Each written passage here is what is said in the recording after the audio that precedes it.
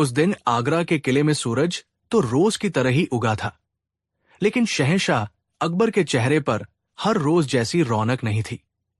उनका मिजाज बिगड़ा हुआ था। वजह थी उनके दरबारी। पिछले कुछ हफ्तों से वो देख रहे थे कि उनके दरबार में चापलूसों की भीड़ बढ़ती जा रही थी।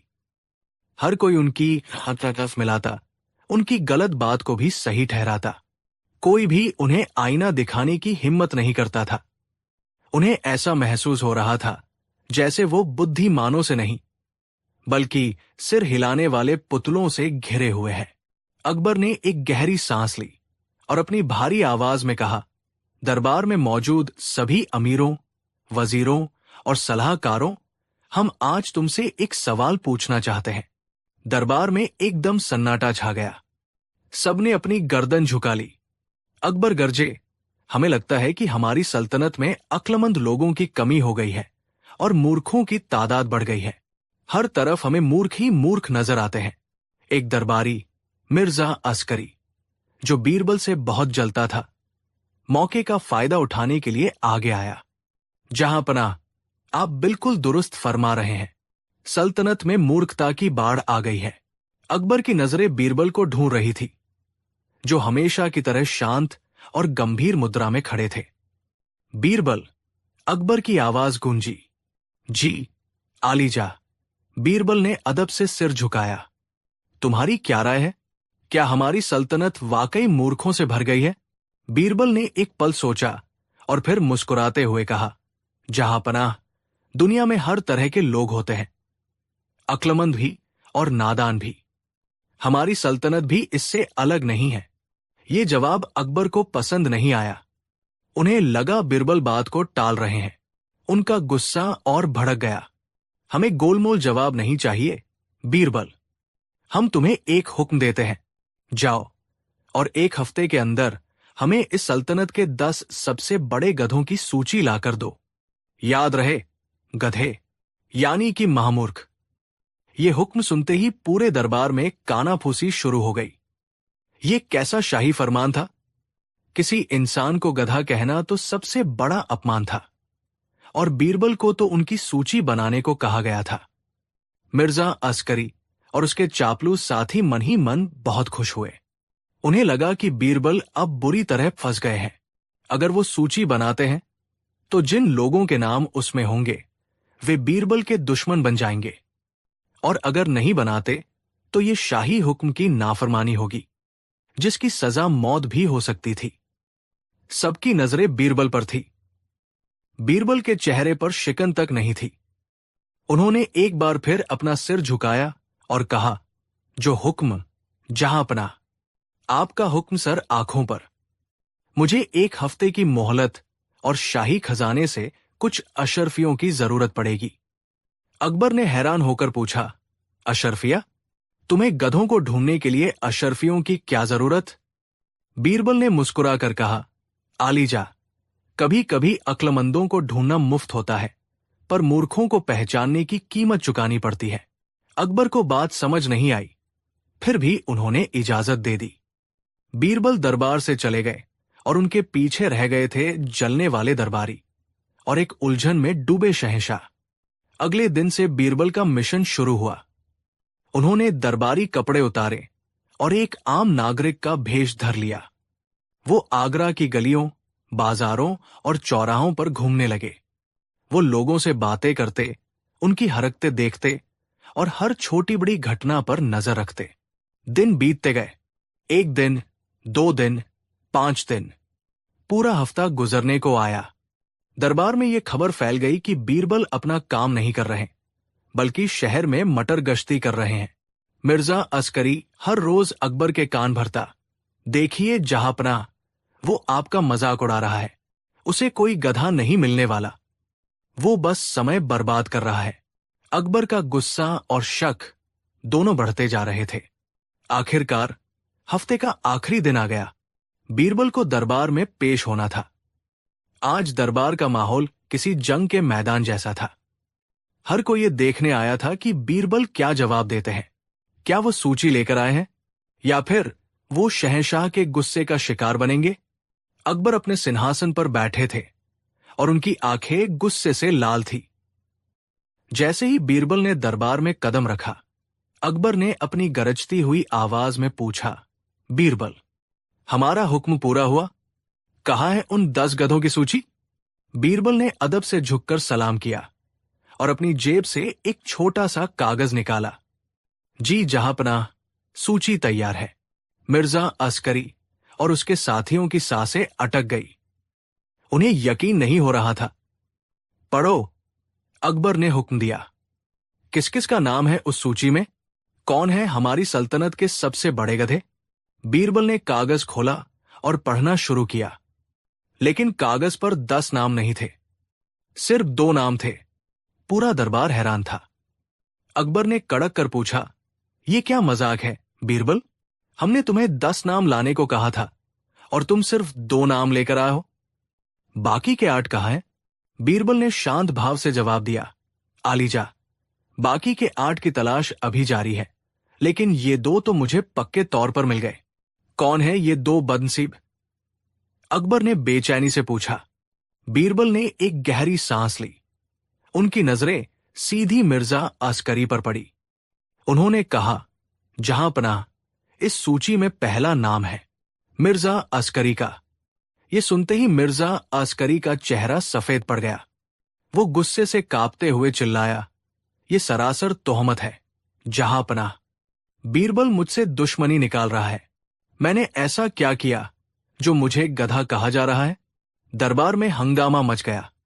अकबर ने हाथ उठाकर सबको शांत किया और बीरबल से पूछा, सबूत क्या है तुम्हारे पास? बीरबल, तुमने मिर्जा को गधा क्यों कहा? बीरबल ने बताना शुरू किया, जहांपनाह, कुछ दिन पहले मैं भेष बदलकर शहर में घूम रहा था। मैंने देखा कि मिर्जा साहब एक अनजान सौदागर से बात कर रहे थे। वो सौदागर इन्हें एक उड़ने वाला घोड़ा बेचने का वादा कर रहा था और उसके बदले में इनसे 5000 अशरफिया मांग रहा था। मिर्जा साहब ने बिना सोचे समझे, बिना ये जाने कि घोड़े कभी उड़ नहीं सकते, उस अजनबी को 5000 अशरफिया दे दी। जो इंसान ऐसी नामुमकिन बात पर यकीन करके अपनी दौलत लुटा दे, उसे मूर्ख नहीं तो और क्या कहेंगे? जहांपनाह, मिर्जा अस्करी का सिर शर्म से झुक गया, क्योंकि ये बात सच थी। अकबर को भी यकीन हो गया। उन्होंने एक ठंडी सांस ली और कहा, ठीक है, हम तुम्हारी बात मान लेते हैं। मिर्जा ने मूर्खता की। लेकिन अब बताओ, इस सूची में दूसरा नाम किसका है? ये वो पल था जिसका सबको इंतजार था। ये वो पल था जो इतिहास में दर्ज होने वाला था। बीरबल ने एक नजर पूरे दरबार पर डाली, फिर अपनी आंखें झुका ली और कांपती लेकिन दृढ़ आवाज में कहा, आलीजा, इस सूची में दूसरा नाम आपका है। एक पल के लिए दरबार में मौत जैसा सन्नाटा छा गया। ऐसा लगा जैसे वत थम गया हो। फिर जैसे ही ये बात सबके कानों तक पहुंची, एक भूचाल आ गया। दरबारी अपनी जगहों पर खड़े हो गए। सिपाहियों ने अपनी तलवारें निकाल ली। मिर्जा अस्करी की आंखों में जीत की चमक थी। उसे लगा, आज बीरबल का खेल खत्म। शहंशाह अकबर अपनी मखमली गद्दी से ऐसे उठे जैसे किसी बिच्छू ने डंक मार दिया हो।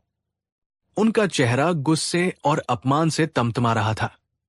उनकी आंखें अंगारों की तरह दहक रही थी। बीरबल, वो ऐसे गरजे कि दीवान-ए-ताज की दीवारें कांप उठीं। तुम्हारी ये जुर्रत, तुम्हारी इतनी हिम्मत कि तुमने हमें, शहंशाहैन को, गधा कहा। तुम्हें अपनी जान प्यारी नहीं है? सिपाहियों ने बीरबल को घेर लिया। बीरबल का अंत निश्चित लग रहा था, लेकिन बीरबल डरे नहीं। उन्होंने न तो अपनी नजरें झुकाई और न ही माफी मांगी। उन्होंने बड़ी हिम्मत और शांति के साथ कहा, जहांपनाह, मुझे मारने से पहले क्या आप मेरी दलील सुनना चाहेंगे? क्या आप ये नहीं जानना चाहेंगे कि मैंने आपका नाम इस सूची में क्यों लिखा? अकबर का गुस्सा चरम पर था, लेकिन वो ये भी जानते थे कि बीरबल कभी बिना वजह कोई काम नहीं करते। उनकी जिज्ञासा ने उनके गुस्से पर काबू पा लिया। उन्होंने हाथ के इशारे से सिपाहियों को पीछे हटने को कहा। बोलो, अकबर की आवाज में अब भी गुस्सा था। आज अगर तुम्हारा जवाब हमें तसल्ली नहीं दे पाया तो यकीन मानो, तुम्हारा सिर तुम्हारे धड़ पर नहीं रहेगा। पूरा दरबार सांस रोके खड़ा था। बीरबल ने बोलना शुरू किया। जहांपना, आप इस सल्तनत के मालिक हैं। आपका हर पल, हर घड़ी सल्तनत की भलाई और तरक्की के कामों में लगनी चाहिए। आपके पास करने के लिए हजारों जरूरी काम हैं, लेकिन आपने उन सब कामों को छोड़कर मुझ जैसे एक सेवक को एक ऐसे काम पर लगाया जिसका न कोई सिर था न पैर। आपने मुझे हुक्म दिया कि मैं शहर में जाकर गधों को ढूंढूं। बीरबल एक पल रुके, फिर आगे बोले, आलीजा, एक ऐसा व्यक्ति जो इस बात पर यकीन कर ले कि कोई इंसान सच में जाकर गधों की सूची बना सकता है और इस बेतुके और फिजूल काम के लिए शाही खजाने से अशर्फिया भी दे और अपना कीमती वक्त भी बर्बाद करे, उसे इस सूची में शामिल करना मेरा फर्ज था। आपने एक मूर्खतापूर्ण काम करने का आदेश दिया और मैंने उस मूर्खतापूर्ण आदेश पर यकीन करके उसे पूरा करने की कोशिश की। इसलिए जहांपनाह, अगर इस सूची में आपका नाम है तो मेरा नाम भी होना चाहिए, क्योंकि एक गधे ने हुक्म दिया और दूसरे गधे ने उसे मान लिया। ये सुनते ही अकबर के चेहरे के भाव बदलने लगे। उनका गुस्सा धीरे धीरे पिघल रहा था और उसकी जगह आश्चर्य और फिर समझदारी ले रही थी। उन्हें अपनी गलती का एहसास हुआ।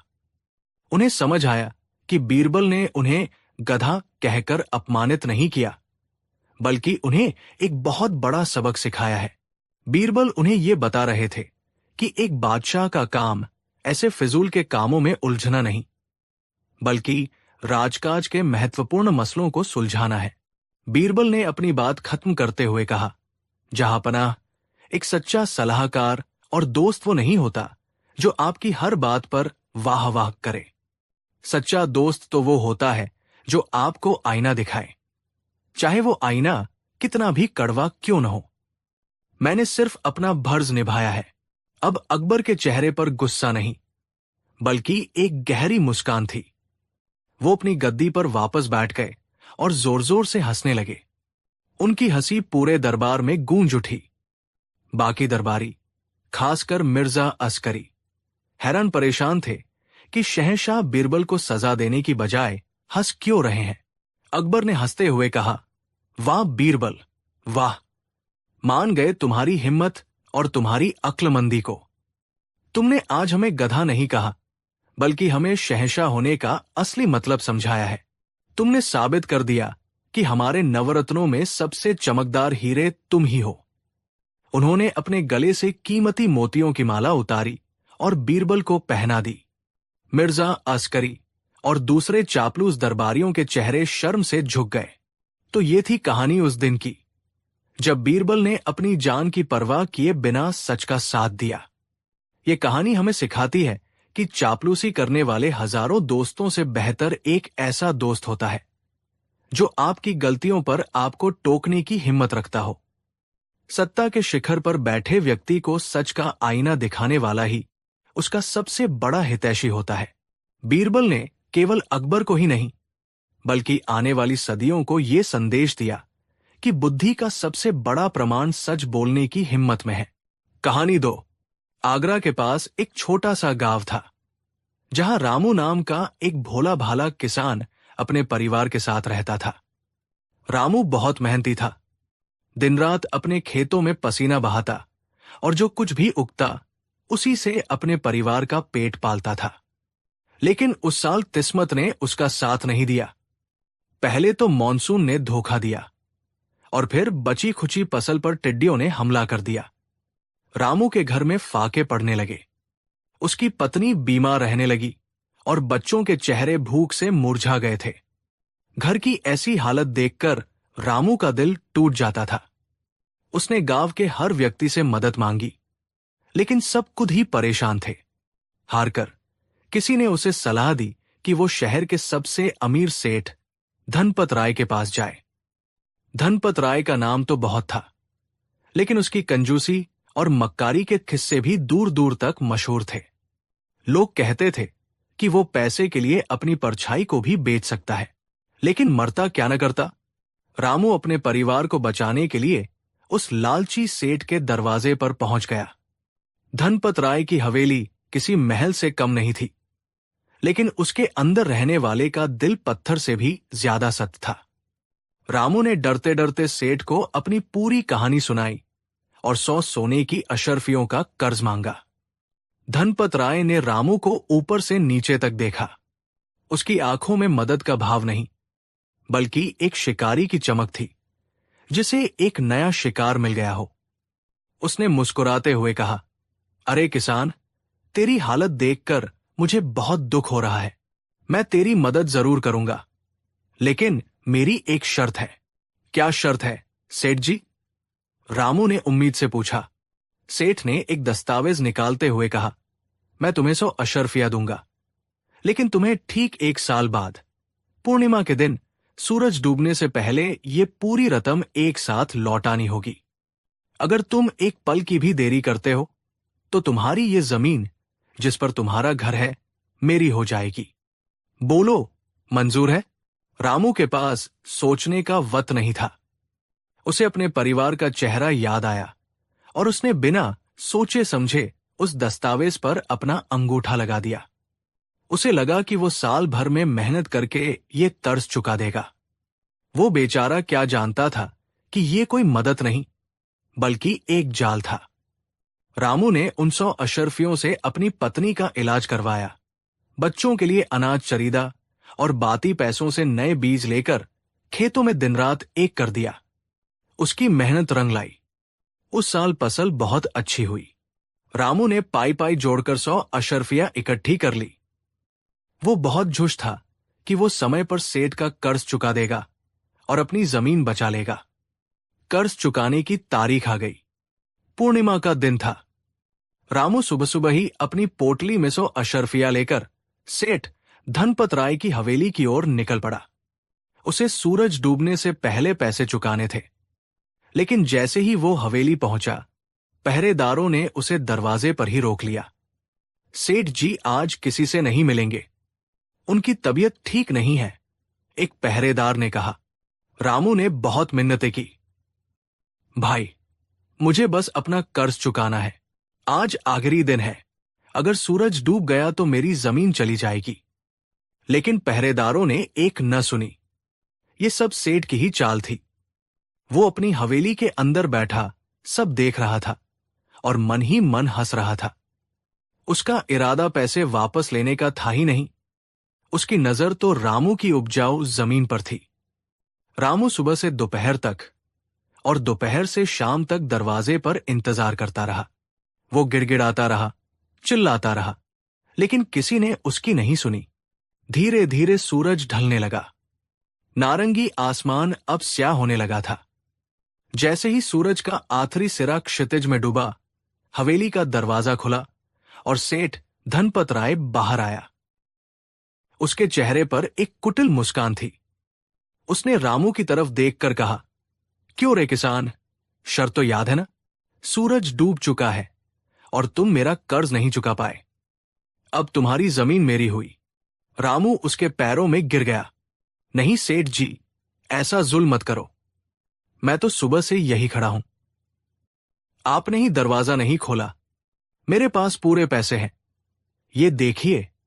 उसने अपनी पोटली आगे कर दी। सेठ जोर से हंसा। अब इन अशर्फियों का क्या वायदा? वक्त निकल चुका है। दस्तावेज के मुताबिक अब तुम मेरे कर्जदार नहीं, बल्कि अपनी जमीन से बेदखल हो चुके हो। कल सुबह तक जमीन खाली कर देना, वरना मेरे आदमी तुम्हें उठाकर बाहर फेंक देंगे। ये कहकर सेठ अंदर चला गया। रामू वही जमीन पर बैठकर फूट फूट कर रोने लगा।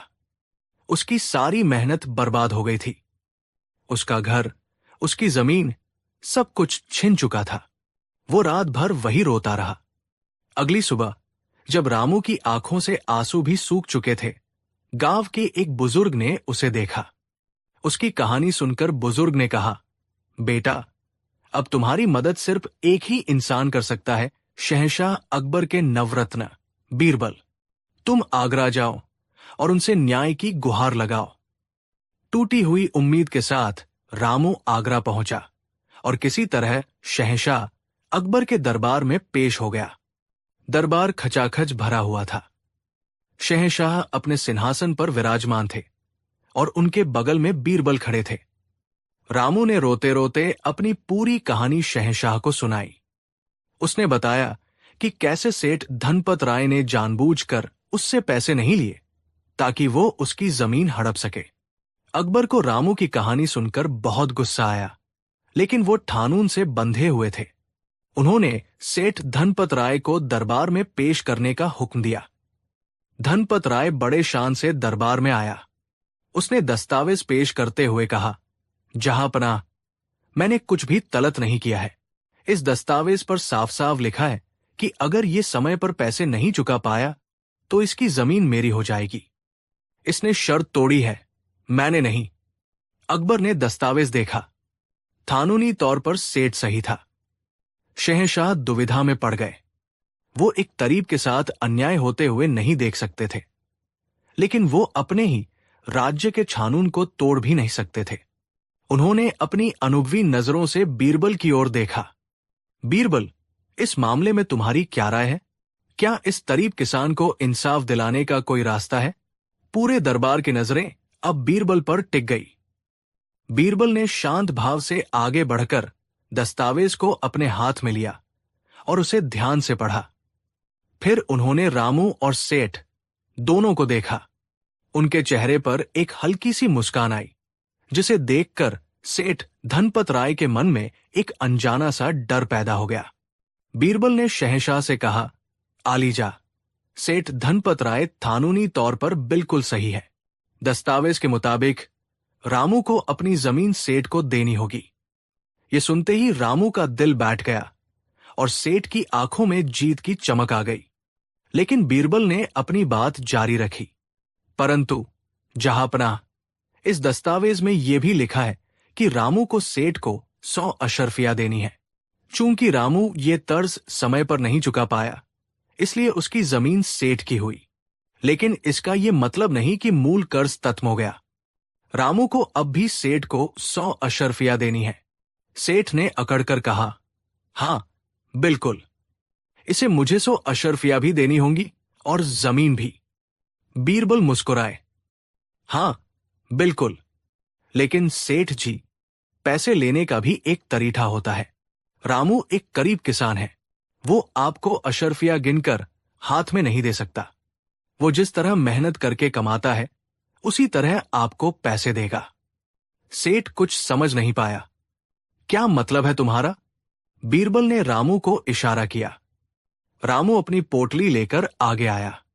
बीरबल ने रामू से कहा, रामू, तुम इन अशर्फियों को जमीन पर रख दो। रामू ने ऐसा ही किया। अब बीरबल सेठ की ओर मुड़े। सेठ धनपत राय, रामू एक किसान है।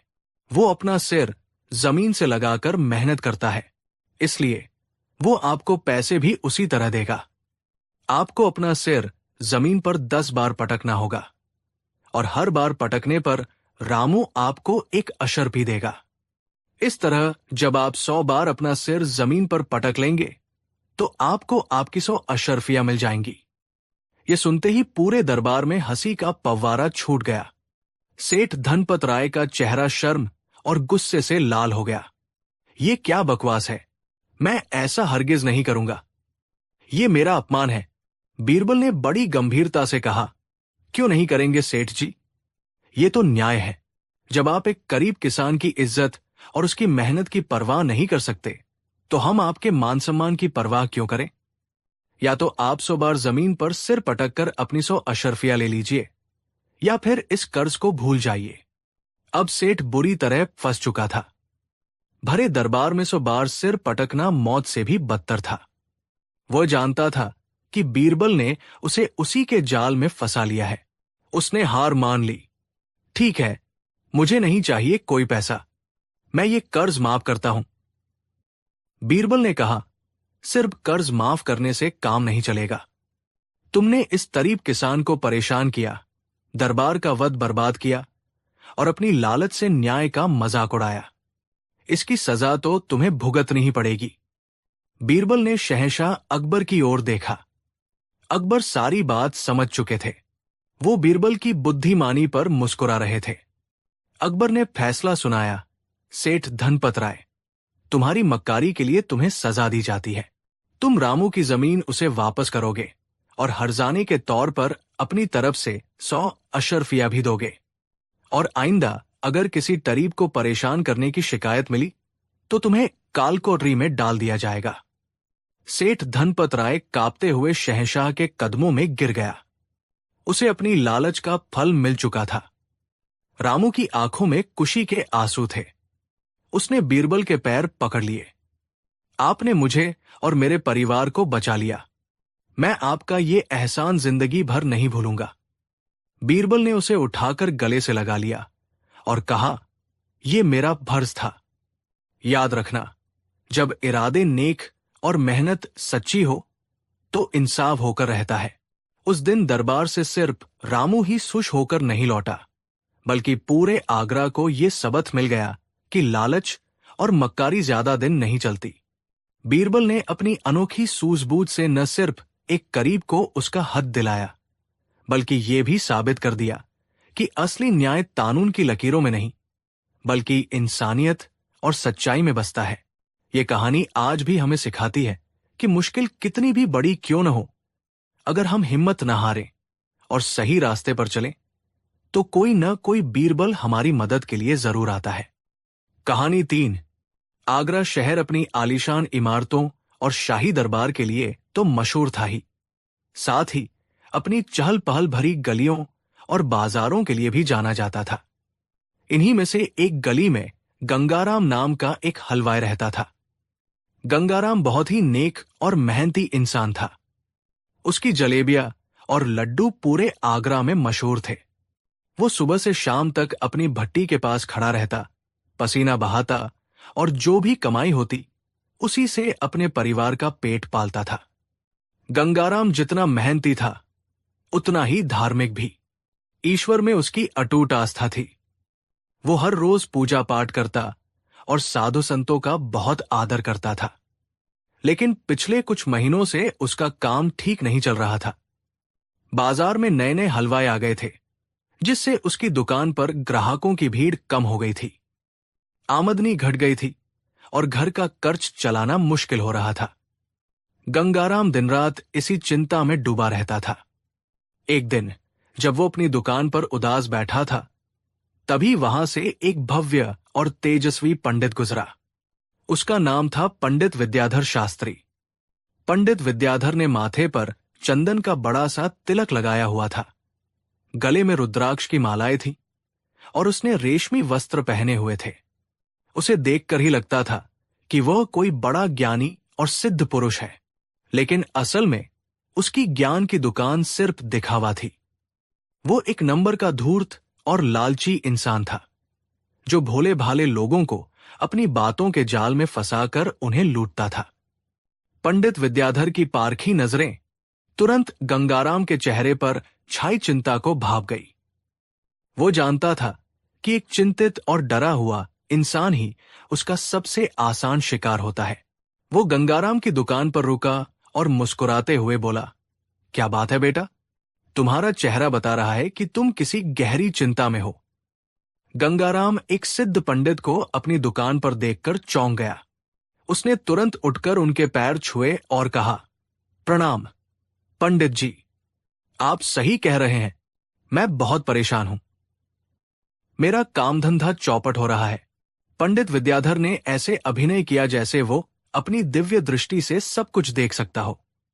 उसने आंखें बंद की, कुछ मंत्र बुदबुदाए और फिर एक गंभीर आवाज में बोला, बेटा, तुम्हारे ग्रहों की चाल ठीक नहीं है। तुम्हारी कुंडली में कालसर्प दोष का भयानक साया है। यही दोष तुम्हारे व्यापार को खा रहा है। अगर जल्द ही इसका निवारण नहीं किया गया तो तुम सड़क पर आ जाओगे, सब कुछ बर्बाद हो जाएगा। कालसर्प दोष का नाम सुनते ही गंगाराम के पैरों तले जमीन खिसक गई। वो डर से कांपने लगा। उसने हाथ जोड़कर कहा, पंडित जी, आप ही कोई रास्ता दिखाइए, मैं बर्बाद हो जाऊंगा। मेरे छोटे छोटे बच्चे हैं। पंडित विद्याधर मन ही मन मुस्कुराया। उसका तीर निशाने पर लगा था। उसने कहा, घबराओ नहीं बेटा, हर समस्या का समाधान होता है। इस दोष को शांत करने के लिए एक विशेष महापूजा करनी होगी। इसमें बहुत खर्च आएगा, लगभग 500 सोने की अशर्फियां लगेंगी।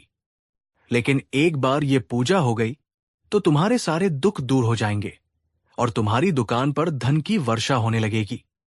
500 अशर्फिया। ये सुनकर गंगाराम का सिर चकरा गया। ये उसकी जिंदगी भर की कमाई से भी ज्यादा थी। उसने गिड़गिड़ाते हुए कहा, पंडित जी, मैं एक करीब हलवाई हूं, इतनी बड़ी रकम मैं कहां से लाऊंगा? पंडित ने कठोरता का नाटक करते हुए कहा, तो फिर भुगतो अपने कर्मों का फल। मैं तुम्हारी मदद करना चाहता था, लेकिन अगर तुम्हें अपने परिवार से ज्यादा पैसा प्यारा है तो जैसी तुम्हारी मर्जी। ये कहकर वो जाने लगा। गंगाराम बुरी तरह डर चुका था। उसे लगा कि अगर उसने ये पूजा नहीं करवाई तो उसका परिवार भूखा मर जाएगा। वो पंडित के पैरों में गिर गया। नहीं पंडित जी, आप जैसा कहेंगे मैं वैसा ही करूंगा। आप मुझे कुछ दिन की मोहलत दीजिए, मैं पैसों का इंतजाम करता हूं। उस दिन घर जाकर गंगाराम ने अपनी पत्नी के सारे गहने बेच दिए, अपनी जमीन का एक छोटा सा टुकड़ा गिरवी रख दिया और जैसे तैसे करके 500 अशर्फिया इकट्ठी की। उसने वो सारी रकम पंडित विद्याधर के चरणों में रख दी। पंडित ने पैसे अपनी झोली में डाले और उसे आशीर्वाद देते हुए कहा, चिंता मत करो, मैंने तुम्हारे सारे संकट हर लिए हैं। महीने बीत गए, लेकिन गंगाराम की हालत में कोई सुधार नहीं हुआ। उसकी दुकान वैसे ही ठाली रहती और उसकी आर्थिक तंगी और बढ़ गई। अब उसके सिर पर कर्ज का बोझ भी था। धीरे धीरे उसे ये एहसास होने लगा कि उसके साथ धोखा हुआ है। जिस पंडित पर उसने भगवान की तरह भरोसा किया था, उसी ने उसकी जिंदगी भर की कमाई लूट ली थी। वो हिम्मत करके पंडित विद्याधर के पास गया और बोला, पंडित जी, पूजा को महीनों हो गए, लेकिन मेरी हालत तो और बिगड़ गई है। मेरे पैसे। पंडित विद्याधर ने उसे गुस्से से घूरा, मूर्ख इंसान, पूजा का असर होने में समय लगता है। तुम्हारे कर्म ही इतने सराब है कि भगवान भी तुम्हारी मदद नहीं कर पा रहे। अब दोबारा यहां आकर मेरा समय बर्बाद मत करना, वरना मैं तुम्हें श्राप दे दूंगा। यह सुनकर गंगाराम का दिल टूट गया। वो समझ गया कि अब उसे न तो पैसे वापस मिलेंगे और न ही न्याय। वो अपनी किस्मत को कोसता हुआ घर लौट आया। कई दिनों तक वो इसी सदमे में रहा। फिर एक दिन उसकी पत्नी ने उसे हिम्मत बंधाई, आप शहंशाह अकबर के दरबार में क्यों नहीं जाते? मैंने सुना है वहां बीरबल जी हैं, जो बड़े से बड़े धोखेबाज को भी नहीं छोड़ते। वो जरूर हमारी मदद करेंगे। पत्नी की बात सुनकर गंगाराम के मन में उम्मीद की एक किरण जागी। उसने फैसला किया कि वो अपनी फरियाद लेकर शहंशाह के दरबार में जाएगा। अगले ही दिन फटे पुराने कपड़ों में गंगाराम शहंशाह अकबर के भव्य दरबार में कांपते हुए खड़ा था। उसने अपनी पूरी आपबीती शहंशाह और उनके दरबारियों को सुनाई। उसकी दर्द भरी कहानी सुनकर अकबर की आंखों में भी गुस्सा उतर आया। उन्होंने तुरंत पंडित विद्याधर को दरबार में हाजिर करने का हुक्म दिया। पंडित विद्याधर बड़े आत्मविश्वास के साथ दरबार में आया। उसने आते ही शहंशाह को प्रणाम किया। अकबर ने गरज कर पूछा, पंडित, क्या इस तरीब आदमी ने जो इल्जाम तुम पर लगाए हैं वे सच है? क्या तुमने इससे कालसब दोष के नाम पर 500 अशर्फिया ठगी है? पंडित विद्याधर जरा भी नहीं घबराया। उसने बड़ी चतुराई से जवाब दिया, जहां पनाह, मैंने कोई ठगी नहीं की है।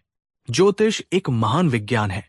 मैंने इसकी कुंडली देखकर जो दोष था उसका निवारण करने के लिए पूजा की। मैंने अपनी दक्षिणा ली है, कोई भीख नहीं मांगी।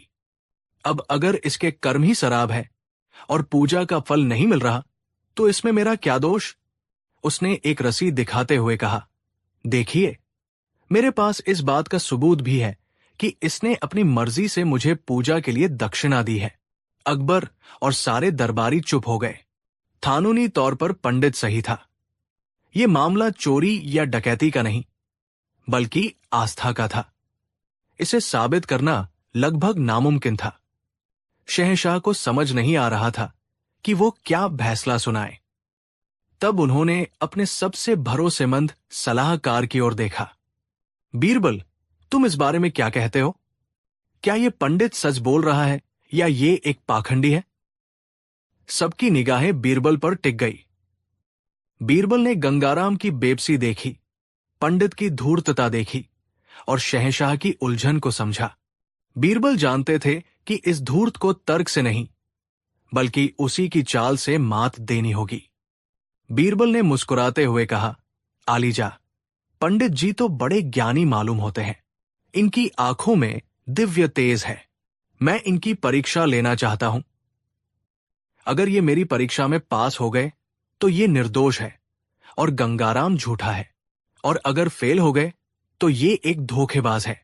पंडित विद्याधर ने अहंकार से कहा, मुझे हर परीक्षा स्वीकार है। मैं सच्चा ज्ञानी हूं। उसे लगा कि बीरबल उससे शास्त्रों पर कोई सवाल पूछेंगे, जिसके लिए वो तैयार था। बीरबल ने शहंशाह से कहा, जहांपनाह, मुझे 2 दिन का समय और शाही खजाने से 1000 अशरफियों की जरूरत है। अकबर जानते थे कि बीरबल के दिमाग में जरूर कोई बड़ी योजना चल रही है। उन्होंने तुरंत इजाजत दे दी। अगले दिन बीरबल ने अपना भेष बदला। उन्होंने एक अमीर ईरानी सौदागर का रूप धारण किया। उन्होंने कीमती कपड़े पहने, उंगलियों में अंगूठियां डाली और अपने साथ कुछ सिपाहियों को लेकर पंडित विद्याधर के आश्रम पहुंचे। पंडित ने इतने अमीर सौदागर को अपने आश्रम में देखकर सोचा कि आज तो उसकी किस्मत खुल गई। बीरबल ने ईरानी लहजे में कहा, पंडित जी, मैंने आपकी बहुत तारीफ सुनी है। कहते हैं आप त्रिकालदर्शी हैं। भूत, वर्तमान, भविष्य सब जानते हैं। मैं एक बहुत बड़ी मुसीबत में हूं। पंडित ने पूछा, बताइए सेठ जी, क्या समस्या है? बीरबल ने एक बनावटी कुंडली आगे करते हुए कहा, पंडित जी, ये मेरे इकलौते बेटे की कुंडली है। किसी ने बताया है कि इसके भाग्य में पितृशोक का योग है, यानी मेरी मृत्यु का योग। मैं अपने बेटे को अनाथ नहीं छोड़ना चाहता। क्या आप इस भयानक योग को टाल सकते हैं? आप मुंह मांगी थीमत ले लीजिए। पंडित विद्याधर ने कुंडली देखी। वो कुंडली पढ़ना तो जानता नहीं था, बस लोगों को डराना जानता था। उसने गंभीर चेहरा बनाकर कहा, अरे रे, ये तो बहुत ही प्रबल दोष है। आपके बेटे की वजह से आपकी जान नतरे में है। लेकिन आप चिंता न करें, मैं ऐसी महामृत्युंजय पूजा करूंगा कि यमराज भी आपके पास आने से डरेंगे। लेकिन इस पूजा में बहुत खर्च आएगा, पूरे 1000 अशरफियों का। बीरबल ने तुरंत 1000 अशरफियों की थैली पंडित के सामने रख दी और कहा, पंडित जी, मुझे पैसों की परवाह नहीं, बस मेरे प्राण बचने चाहिए। लेकिन मेरी एक शर्त है, ये पूजा आप अकेले में नहीं, बल्कि कल शहंशाह अकबर के दरबार में सबके सामने करेंगे, ताकि शहंशाह की दुआएं भी मुझे मिले। 1000 अशरफियों के लालच में अंधा पंडित तुरंत तैयार हो गया। उसे लगा कि दरबार में पूजा करने से उसका नाम और भी ज्यादा हो जाएगा। अगले दिन दरबार खचाखच भरा हुआ था। बीच में हवन कुंड सजा था और पंडित विद्याधर मंत्र पढ़ते हुए बड़े गर्व से बैठा था। अकबर, बीरबल, जो अब वापस अपने असली रूप में थे, और सभी दरबारी ये नाटक देख रहे थे। गंगाराम भी एक कोने में खड़ा था। जैसे ही पूजा समाप्त होने वाली थी, बीरबल अपनी जगह से उठे और पंडित के पास गए। उन्होंने कहा, पंडित जी, आप तो महान हैं। आपने एक इंसान के सिर से मौत का साया हटा दिया। आपकी शक्तियों का कोई जवाब नहीं। पंडित ने अहंकार से छाती चौड़ी करते हुए कहा, यह तो कुछ भी नहीं है। मेरे मंत्रों में इतनी शक्ति है कि मैं कुछ भी कर सकता हूं। बीरबल ने मासूमियत से कहा, तो पंडित जी, क्या आप मेरी एक छोटी सी मदद कर सकते हैं? मेरा एक घोड़ा है जो पिछले कुछ दिनों से बीमार है और कुछ खा पी नहीं रहा। क्या आप अपने मंत्रों से उसे ठीक कर सकते हैं? यह सुनते ही पंडित का चेहरा उतर गया। भरे दरबार में सब हंसने लगे। पंडित ने झल्लाकर कहा, मजाक करते हो बीरबल? मैं इंसानों के कष्ट दूर करता हूं, जानवरों का इलाज नहीं करता। बीरबल ने जोर से कहा, क्यों पंडित जी, अभी तो आप कह रहे थे कि आप कुछ भी कर सकते हैं। जो पंडित एक इंसान के सिर से मौत को टाल सकता है, क्या वो एक मामूली घोड़े की बीमारी ठीक नहीं कर सकता? या फिर आपकी सारी शक्तियां सिर्फ उन कुंडलियों पर चलती हैं जिनमें आप अपनी मर्जी का दोष बताकर लोगों को लूटते हैं? बीरबल ने फिर उस कुंडली को उठाया जिसे लेकर वो सौदागर बनकर गए थे। उन्होंने उसे सबके सामने दिखाते हुए कहा, जहांपनाह और दरबार में मौजूद सभी लोग, जरा इस कुंडली को देखिए। ये कुंडली किसी इंसान की नहीं है। ये तो एक कोरा कागज है जिस पर मैंने कल रात स्याही के कुछ धब्बे लगा दिए थे। ये पंडित इतना बड़ा ज्ञानी है कि इसने एक कोरे कागज पर भी पितृशोक का योग देख लिया। ये सुनते ही दरबार में सन्नाटा छा गया। पंडित विद्याधर का चेहरा सफेद पड़ गया। उसका सारा पाखंड एक पल में सबके सामने आ चुका था। वो भागने की कोशिश करने लगा, लेकिन सिपाहियों ने उसे पकड़ लिया। वो बीरबल के पैरों में गिरकर गिड़गिड़ाने लगा, मुझे माफ कर दीजिए, मुझसे गलती हो गई, मैं लालच में अंधा हो गया था। शहंशाह अकबर अपनी गद्दी से उठे और उन्होंने गुस्से में फैसला सुनाया, तुम्हारी तलती मापी के लायक नहीं है। तुमने धर्म और आस्था जैसे पवित्र शब्दों को कलंकित किया है। तुम्हें सजाए मौत दी जा सकती थी, लेकिन हम तुम्हें एक मौका देते हैं। तुमने आज तक जितने भी लोगों को ठगा है, उन सब की रकम तुम्हें ब्याज समेत लौटानी होगी। और आज के बाद तुम आगरा में कहीं नजर आए तो तुम्हारी गर्दन कलम कर दी जाएगी। पंडित विद्याधर को घसीटते हुए ले जाया गया। गंगाराम को उसकी 500 अशर्फिया वापस मिल गई। साथ ही बीरबल ने शाही खजाने से उसे और मदद दी ताकि वो अपना काम फिर से शुरू कर सके। उस दिन के बाद आगरा में किसी ने भी धर्म के नाम पर पाखंड करने की हिम्मत नहीं की। बीरबल ने एक बार फिर साबित कर दिया था कि सच्ची आस्था दिलों में होती है, दुकानों में नहीं। ये कहानी हमें सिखाती है कि हमें अंधविश्वासी नहीं, बल्कि जागरूक होना चाहिए। ईश्वर और धर्म का सम्मान करना अच्छी बात है, लेकिन किसी को भी अपनी आस्था का सौदा करने की इजाजत नहीं देनी चाहिए, क्योंकि जहां बुद्धि और विवेक का दीपक जलता है, वहां पाखंड का अंधेरा कभी नहीं टिक सकता। कहानी 4। आगरा की सुबह थी। सूरज अभी यमुना के पानी से झांक ही रहा था कि शहंशाह अकबर के किले में रोज की तरह चहल पहल शुरू हो गई। दीवान आम सज रहा था। मंत्री और दरबारी अपनी अपनी जगहों पर बैठ रहे थे और हर कोई उस दिन के शाही कामकाज के शुरू होने का इंतजार कर रहा था। शहंशाह अकबर अपने नवरत्नों से घिरे हुए थे, लेकिन उनकी नजरें अक्सर एक ही चेहरे पर जाकर टिक जाती थीं, बीरबल, जिनकी बुद्धि की चमक किसी भी हीरे से ज्यादा तेज थी और जिनका न्याय का तराजू हमेशा सच की ओर झुकता था। उस दिन जब दरबार की कार्यवाही शुरू हुई तो फरियादियों की एक लंबी कतार लग गई। किसी का जमीन का झगड़ा था, किसी का व्यापार का मसला, तो कोई अपने पड़ोसी से परेशान था। अकबर एक एक कर सबकी समस्याएं सुन रहे थे और बीरबल की सलाह से फैसले सुना रहे थे। तभी भीड़ को चीरती हुई एक आवाज आई, इंसाफ। शहंशाह, मुझे इंसाफ चाहिए। मेरी दुनिया लुट गई, मुझे इंसाफ चाहिए। सबकी नजरें उस आवाज की ओर घूम गई। दरबार के दरवाजे पर एक बूढ़ी औरत खड़ी थी। उसके कपड़े फटे हुए और मैले थे, बालों में धूल भरी थी और चेहरे पर इतनी झुर्रियां थी कि मानो किसी ने कागज को मोड़कर फिर खोल दिया हो। उसकी आंखों से आंसू नहीं, बल्कि बेबसी और दर्द बह रहा था। वो लाठी के सहारे कांपते हुए खड़ी थी, लेकिन उसकी आवाज में एक अजीब सी ताकत थी। सिपाहियों ने उसे रोकने की कोशिश की, लेकिन अकबर ने हाथ के इशारे से उन्हें रोक दिया। आने दो उसे, बादशाह ने कहा। हमारी सल्तनत में हर फरियादी को अपनी बात कहने का हक है। बुढ़िया धीरे धीरे कदम दर कदम चलती हुई बादशाह के सिंहासन के करीब पहुंची और जमीन पर गिरकर रोने लगी। क्या हुआ मां? अकबर ने नरमी से पूछा। तुम्हें किसने सताया है? बेझिझक अपनी बात कहो, यहां तुम्हें पूरा न्याय मिलेगा।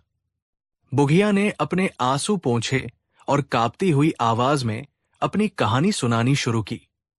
उसकी कहानी सुनकर पूरे दरबार में सन्नाटा छा गया। जहां पनाह, उसने कहना शुरू किया, मेरा नाम गंगा है।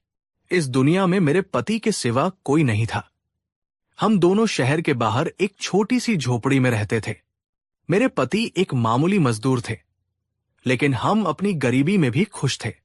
हमने अपनी पूरी जिंदगी की जमा पूंजी, एक एक पैसा जोड़कर 100 सोने की मोहरें इकट्ठी की थी। वो मोहरें हमारे बुढ़ापे का एकमात्र सहारा थी। हमने सोचा था कि जब हमारे हाथ पैर काम करना बंद कर देंगे तो इसी पैसे से हम अपना गुजारा करेंगे। ये कहते कहते उसकी आवाज भर आई। लेकिन जहां पनाह, किस्मत को कुछ और ही मंजूर था। पिछले हफ्ते मेरे पति अचानक बीमार पड़ गए और मुझे छोड़कर हमेशा के लिए चले गए। मैं अकेली रह गई। मेरे पास उनके अंतिम संस्कार के लिए भी पैसे नहीं थे। तब मुझे याद आया कि मेरे पति ने हमारी वो 100 मोहरें हमारे पड़ोसी सेठ लखीचंद के पास अमानत के तौर पर रखवाई थी। लखीचंद हमारे पुराने पड़ोसी थे और मेरे पति उन पर अपनी जान से ज्यादा भरोसा करते थे। मैं रोती बिलखती लखीचंद के पास गई और उससे अपनी अमानत वापस मांगी। लेकिन जहां पनाह, बुगिया फूट फूट कर रोने लगी। उस बेईमान ने साफ साफ कह दिया कि मेरे पति ने उसके पास कोई मोहरें नहीं रखवाई थी। उसने मुझे झूठा और पागल कहकर अपनी हवेली से धक्के मारकर निकाल दिया। जहां पनाह, वो 100 मोहरें सिर्फ सोना नहीं है, वो मेरे पति की जिंदगी भर की मेहनत है, मेरे बुढ़ापे की लाठी है। अगर वो मुझे नहीं मिली तो मैं भूखी मर जाऊंगी। मैंने हर दरवाजा खटखटाया, लेकिन उस अमीर सेठ के खिलाफ कोई मेरी सुनने को तैयार नहीं। अब आप ही मेरा आखिरी सहारा है। कहानी सुनकर अकबर का चेहरा गुस्से से लाल हो गया। एक अमीर सेठ द्वारा एक गरीब बेसहारा विधवा के साथ ऐसा धोखा। उन्होंने तुरंत सेठ लखीचंद को दरबार में पेश करने का हुक्म दिया।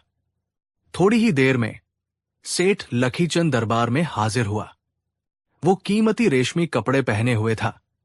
उसकी उंगलियों में हीरे की अंगूठियां चमक रही थी और उसके चेहरे पर अमीरी का घमंड साफ झलक रहा था। लखीचंद, अकबर ने गरज कर कहा, क्या इस बुढ़िया ने जो कहा वो सच है? क्या तुमने इसकी 100 सोने की मोहरें हड़प ली है? लखीचंद ने बड़ी ही मासूमियत से सिर झुकाया। नहीं जहां पनाह, ये सरासर झूठ है। ये बुढ़िया पागल हो गई है। पति के मरने के गम में इसका दिमागी संतुलन बिगड़ गया है। मैंने इसकी गरीबी पर तरस खाकर इसे कई बार खाना खिलाया है और ये मुझ पर ही इतना घिनौना इल्जाम लगा रही है। मेरे पास इसके पति की कोई अमानत नहीं है। अगर आपके पास कोई गवाह या सबूत हो तो पेश कीजिए। अब मामला फंस गया था। बुघिया के पास कोई सबूत नहीं था। उसके पति ने जब मोहरें दी थी तब उन दोनों के अलावा वहां कोई तीसरा मौजूद नहीं था। कोई लिखा पढ़ी भी नहीं हुई थी। सब कुछ भरोसे पर टिका था और वही भरोसा आज टूट चुका था। दरबार में बैठे मंत्री भी सोच में पड़ गए। बिना सबूत के न्याय कैसे किया जाए? सेठ लखीचंद शहर का एक बड़ा व्यापारी था। उसे बिना किसी ठोस प्रमाण के दोषी ठहराना सल्तनत के व्यापारिक नियमों के खिलाफ होता। अकबर ने अपनी अनुभवी नजरों से बीरबल की ओर देखा। बीरबल शांत खड़े सब कुछ देख और सुन रहे थे। उनकी आंखें किसी शिकारी की तरह सेठ लखीचंद के चेहरे के हाव भाव को पत रही थी। बीरबल, अकबर ने कहा, अब तुम ही इस गुत्थी को सुलझाओ। सच और झूठ के इस खेल में न्याय का धागा कहाँ छिपा है, ये तुम ही ढूंढ सकते हो। बीरबल आगे बढ़े और पहले उस बुढ़िया के पास गए। उन्होंने बड़े ही अपनेपन से उसके सिर पर हाथ रखा। मां, तुम चिंता मत करो। अगर तुम्हारी बात में सच्चाई है तो तुम्हें तुम्हारी मोहरें जरूर मिलेंगी। बस मुझे एक बात बताओ, जब तुम्हारे पति ने सेठ को मोहरें दी थी तो क्या तुम्हें वो जगह याद है? बुघिया ने याद करने की कोशिश की। हाँ बेटा, मुझे याद है। शहर के बाहर जंगल के रास्ते पर एक बड़ा सा पुराना पीपल का पेड़ है। मेरे पति ने उसी पेड़ के नीचे सेठ को वो मोहरों की थैली दी थी। बहुत अच्छे, बीरबल ने कहा। फिर वो सेठ लखीचंद की ओर मुड़े। सेठ जी, क्या आप उस पीपल के पेड़ को जानते हैं? मैं क्यों नहीं जानूंगा, सेठ ने अकड़ कर कहा। मैं उस रास्ते से कई बार गुजरा हूं। ठीक है, बीरबल ने कहा, तो अब फैसला वो पेड़ ही करेगा। ये सुनकर पूरा दरबार हैरान रह गया। एक पेड़ कैसे गवाही दे सकता है? बीरबल ने 2 सिपाहियों को बुलाया। तुम दोनों अभी जाओ और उस पीपल के पेड़ से पूछकर आओ कि क्या उसने सेठ लखीचंद को मोहरे लेते हुए देखा था। उससे कहना कि उसे बादशाह अकबर के दरबार में गवाही देने के लिए बुलाया गया है। ये हुक्म सुनकर सेठ लखीचंद मन ही मन हंसने लगा। उसे लगा कि बीरबल या तो पागल हो गए हैं या फिर मामले को टालने की कोशिश कर रहे हैं। भला एक पेड़ भी कभी बोल सकता है? सिपाही बीरबल का अजीबोगरीब हुक्म सुनकर हिचकिचाए, लेकिन शाही आदेश का पालन करते हुए वो चले गए। बीरबल वापस अपनी जगह पर आकर खड़े हो गए और दरबार की दूसरी कार्यवाही में हिस्सा लेने लगे, जैसे कुछ हुआ ही न हो। सेठ लखीचंद और बुढ़िया को दरबार में ही एक कोने में इंतजार करने को कहा गया। समय बीतने लगा। 1 घंटा, 2 घंटे, दोपहर हो गई, लेकिन सिपाही वापस नहीं लौटे। अकबर भी अब अधीर हो रहे थे। उन्होंने बीरबल से पूछा, बीरबल, तुम्हारे सिपाही अभी तक नहीं लौटे। एक पेड़ से पूछने में इतनी देर कैसे लग सकती है? बीरबल ने सेठ लखीचंद की ओर देखते हुए लापरवाही से जवाब दिया, क्या करे जहांपना, वो पेड़ यहां से बहुत दूर है। सिपाहियों को आने में वक्त तो लगेगा ही। तभी सेठ लखीचंद, जो अब तक बड़े इत्मीनान से खड़ा था, अचानक बोल पड़ा, हुजूर, बीरबल जी झूठ बोल रहे हैं। वो पेड़ यहां से ज्यादा दूर नहीं है। मैं उस जगह को अच्छी तरह जानता हूं। यहां से मुश्किल से 1 कोस का फासला होगा। आपके सिपाही जरूर रास्ते में कहीं आराम कर रहे होंगे। उन्हें इतनी देर तो हरगिज नहीं लगनी चाहिए थी। जैसे ही सेठ ने यह कहा, बीरबल के चेहरे पर एक विजयी मुस्कान आ गई। वो बिजली की तेजी से अकबर की ओर मुड़े और बोले, जहांपना, मुजरिम ने अपना गुनाह कबूल कर लिया है। फैसला सुनाया जाए। पूरा दरबार और खुद सेठ लखीचंद भौंचक के रह गए। सेठ को समझ ही नहीं आया कि उसने ऐसा क्या कह दिया। बीरबल ने समझाया, जहांपना, मैंने इस सेठ से सिर्फ ये पूछा था कि क्या वो उस पेड़ को जानता है, और इसने कहा, लेकिन मैंने ये कभी नहीं बताया था कि वो पेड़ दरबार से कितनी दूर है। अगर ये सच बोल रहा होता और उस दिन वहां मौजूद नहीं होता, तो इसे कैसे पता चलता कि वो पेड़ यहां से सिर्फ 1 कोस की दूरी पर है? इसका ये कहना कि पेड़ ज्यादा दूर नहीं है, इस बात का पक्का सबूत है कि ये उस जगह पर मौजूद था। इसने खुद ही अपनी चोरी पकड़वा दी। ये तर्क सुनकर अकबर की आंखें चमक उठीं। क्या शानदार और बारीक पकड़ थी। बीरबल ने एक साधारण सी बातचीत में से ही सच का धागा खींच निकाला था। अब सेठ लखीचंद का चेहरा डर के मारे सफेद पड़ गया था। वो समझ गया कि वो बीरबल की बुद्धिमानी के जाल में बुरी तरह फंस चुका है। वो अकबर के पैरों में गिरकर गिड़गिड़ाने लगा और अपना गुनाह कबूल कर लिया। मुझे माफ कर दीजिए जहांपना, मुझसे लालच में बहुत बड़ा पाप हो गया। मोहरे मेरे ही पास है, उसने रोते हुए कहा। उसी समय वो दोनों सिपाही भी वापस आ गए। उन्होंने बताया, हुजूर, हमने पेड़ से बहुत पूछा, लेकिन वो कुछ नहीं बोला। बीरबल मुस्कुराए। उसने अपनी गवाही दे दी है। उसकी गवाही तुम्हारे जाने से पहले ही यहां पहुंच गई थी। अकबर ने हुक्म सुनाया। सेठ लखीचंद को 100 मोहरे जुर्माने के साथ बुढ़िया को लौटाने का आदेश दिया गया और उसे धोखा देने और दरबार को गुमराह करने के जुर्म में 1 साल के लिए जेल में डाल दिया गया। जब बुढ़िया को उसकी मोहरों की थैली वापस मिली, तो उसकी आंखों से खुशी के आंसू बहने लगे। उसने कांपते हुए हाथों से बीरबल के पैर छू लिए। बेटा, तुमने मुझे मेरी जिंदगी वापस दे दी। भगवान तुम्हें हमेशा खुश रखे। तुमने आज साबित कर दिया कि इस सल्तनत में न्याय जिंदा है, चाहे फरियादी कितना भी गरीब क्यों न हो। उस दिन दीवाना में मौजूद हर शख्स ने बीरबल की बुद्धिमानी और उनके न्याय करने के अनोखे तरीके को सलाम किया। ये किस्सा इतिहास में हमेशा के लिए दर्ज हो गया, एक ऐसी मिसाल बनकर जो हमें सिखाती है कि सच कभी छिपता नहीं, बस उसे ढूंढने के लिए बीरबल जैसी पारखी नजर चाहिए। न्याय का धागा कितना भी उलझा हुआ क्यों न हो, एक बुद्धिमान हाथ उसे सुलझा ही लेता है। कहानी 5। हिंदुस्तान की सरजमी पर जब मुगल सल्तनत का सूरज अपनी पूरी बुलंदी पर था, तब आगरा के किले में 2 नाम गूंजते थे। एक शहंशाहिंद जलालुद्दीन मोहम्मद अकबर का, और दूसरा उनके सबसे अजीज और बुद्धिमान सलाहकार बीरबल का। ये वो दौर था जब बुद्धिमानी किसी भी तलवार से ज्यादा तेज और किसी भी खजाने से ज्यादा कीमती मानी जाती थी। अकबर और बीरबल के किस्से तो बहुत सुने गए हैं, लेकिन ये वो अनसुना किस्सा है जब बीरबल ने एक ऐसे असंभव झूठ को सच कर दिखाया जिसने पूरी मुगल सल्तनत की इज्जत को दांव पर लगा दिया था। ये कहानी है एक झूठ की, एक चुनौती की, और उस असाधारण बुद्धिमानी की जिसने नामुमकिन को मुमकिन कर दिखाया। उन दिनों मुगल सेना ने एक बड़ी रियासत पर फतह हासिल की थी। आगरा में जश्न का माहौल था और बादशाह अकबर का सीना गर्व से चौड़ा था। शाम को दीवान-ए-खास में महफिल सजी थी। जाम चल रहे थे, संगीत की धुनें हवा में तैर रही थी और शायर बादशाह की शान में कसीदे पढ़ रहे थे। अपनी प्रशंसा सुनकर और जीत के नशे में चूर बादशाह अकबर कुछ ज्यादा ही उत्साहित हो गए। अकबर ने ऊंची आवाज में कहा, वाह, आज हम बहुत खुश हैं। हमारी सल्तनत जैसी मजबूत सल्तनत पूरी दुनिया में नहीं। हमारे पास दुनिया की सबसे ताकतवर फौज है, सबसे बड़ा खजाना है और ऐसी ऐसी नायाब चीजें हैं जिनका कोई दूसरा बादशाह ख्वाब भी नहीं देख सकता।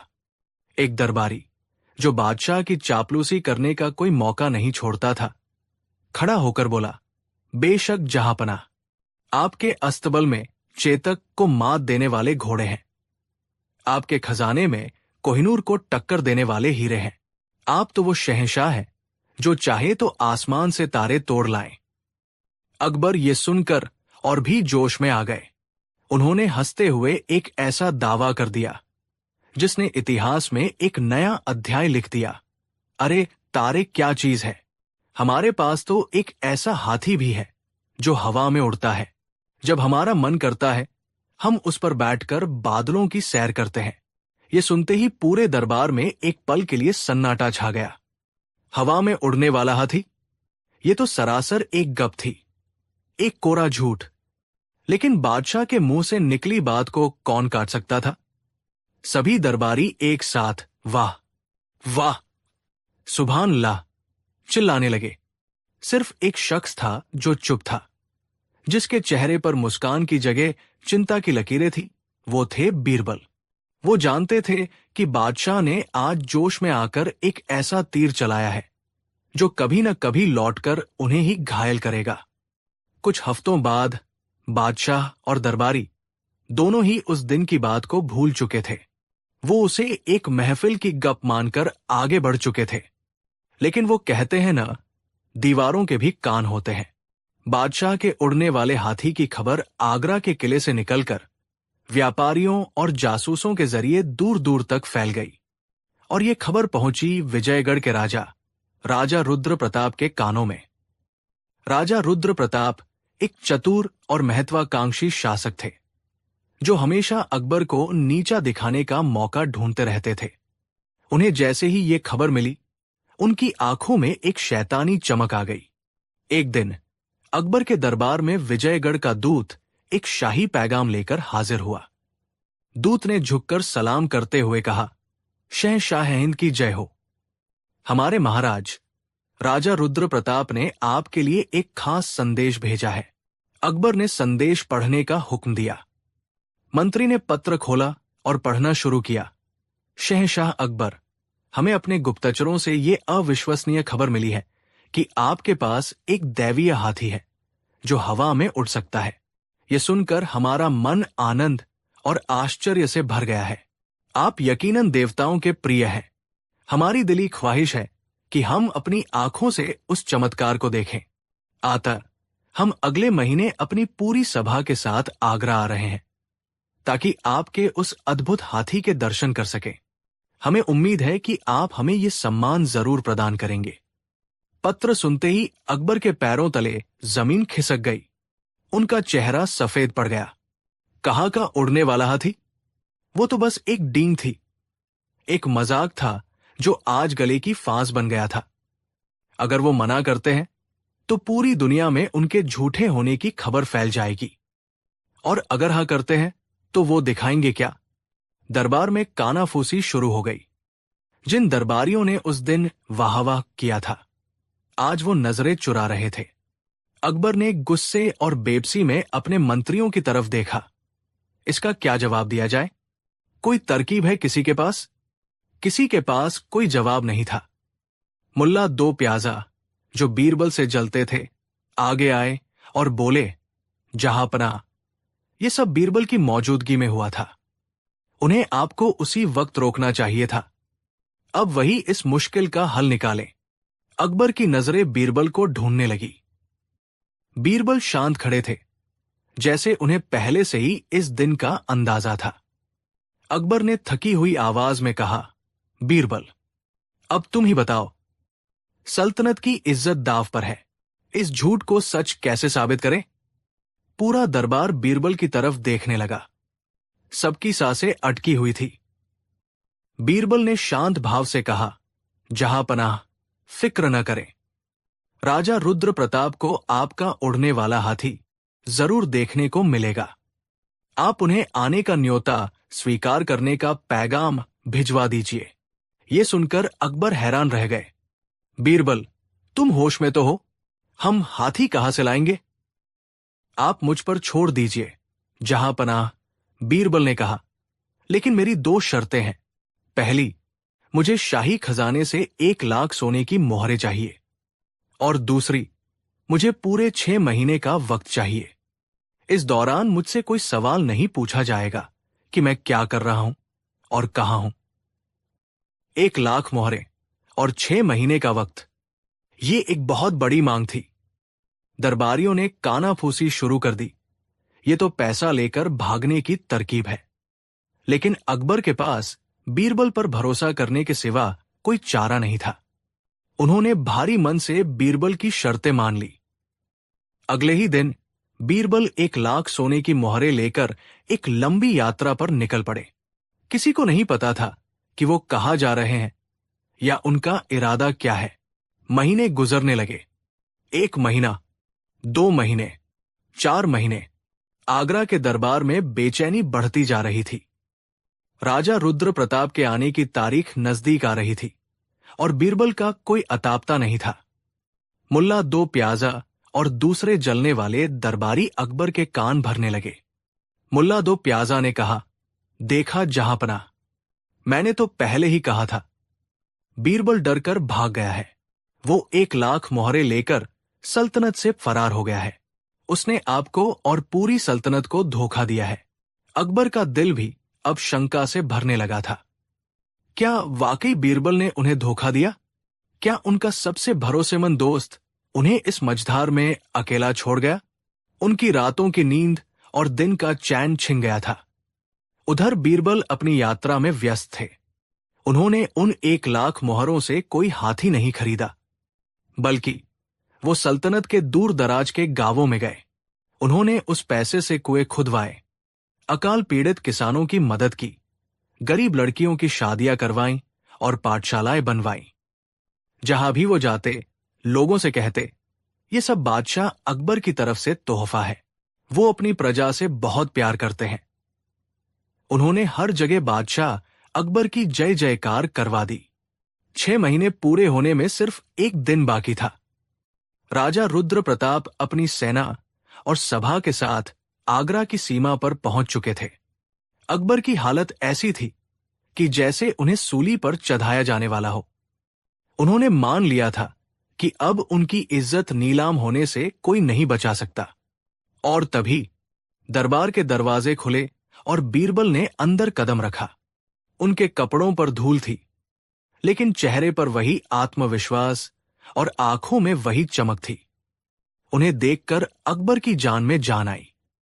अकबर लगभग दौड़ते हुए बीरबल के पास जाकर बोले, बीरबल, तुम आ गए। कहाँ थे तुम? और वो हाथी कहाँ है? कल राजा रुद्र प्रताप आ रहे हैं। बीरबल ने मुस्कुराते हुए जवाब दिया, जहां पनाह, हाथी का इंतजाम हो गया है। आप बस कल के लिए दरबार सजाइए और राजा रुद्र प्रताप का स्वागत करने की तैयारी कीजिए। अगले दिन पूरा आगरा दुल्हन की तरह सजाया गया। राजा रुद्र प्रताप का भव्य स्वागत हुआ। उन्हें दीवान आम में बिठाया गया। अकबर का दिल जोर जोर से धड़क रहा था। उन्हें अभी भी नहीं पता था कि बीरबल क्या करने वाले हैं।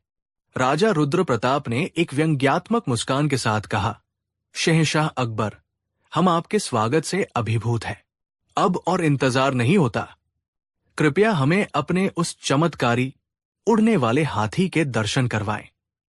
अकबर ने कांपती नजरों से बीरबल की ओर देखा। बीरबल अपनी जगह से उठे और राजा रुद्र प्रताप के सामने आकर खड़े हो गए। महाराज, आपका स्वागत है। बीरबल बोले, शहंशाह का उड़ने वाला हाथी पूरी तरह तैयार है। वो शहर के बाहर एक खास मैदान में आपके दर्शन की प्रतीक्षा कर रहा है। लेकिन ये सुनकर रुद्र प्रताप ने अपनी भौहें सिकोड़ी। लेकिन क्या मंत्री जी? बीरबल ने गंभीर आवाज में कहा, महाराज, वो कोई साधारण हाथी नहीं है। वो एक दैवीय जीव है। उसे देखने की एक बहुत ही चास शर्त है। कैसी शर्त? रुद्र प्रताप ने पूछा। उस हाथी को सिर्फ वही इंसान देख सकता है जिसने अपने जीवन में कभी कोई पाप न किया हो, कभी कोई झूठ न बोला हो, और जिसकी रगों में केवल और केवल उसके पिता का ही रक्त बह रहा हो, यानी जो हर तरह से पवित्र और निष्पाप हो। ये सुनते ही दरबार में बैठे सभी लोगों के चेहरे का रंग उड़ गया। ऐसा कौन सा इंसान दुनिया में हो सकता है? बीरबल अकबर की ओर मुड़कर बोले, जहांपनाह, आप तो इस सल्तनत के मालिक हैं। आप पर लाखों लोगों की जिम्मेदारी है। जाने जाने में आपसे कोई भूल या कोई छोटा मोटा झूठ जरूर हुआ होगा। इसलिए शायद आप उसे देखने के योग्य नहीं हैं। मैं तो आपका एक मामूली सेवक हूं। मुझसे भी कई गलतियां हुई हैं। हमें से कोई भी उस दैवीय हाथी को देखने के काबिल नहीं है।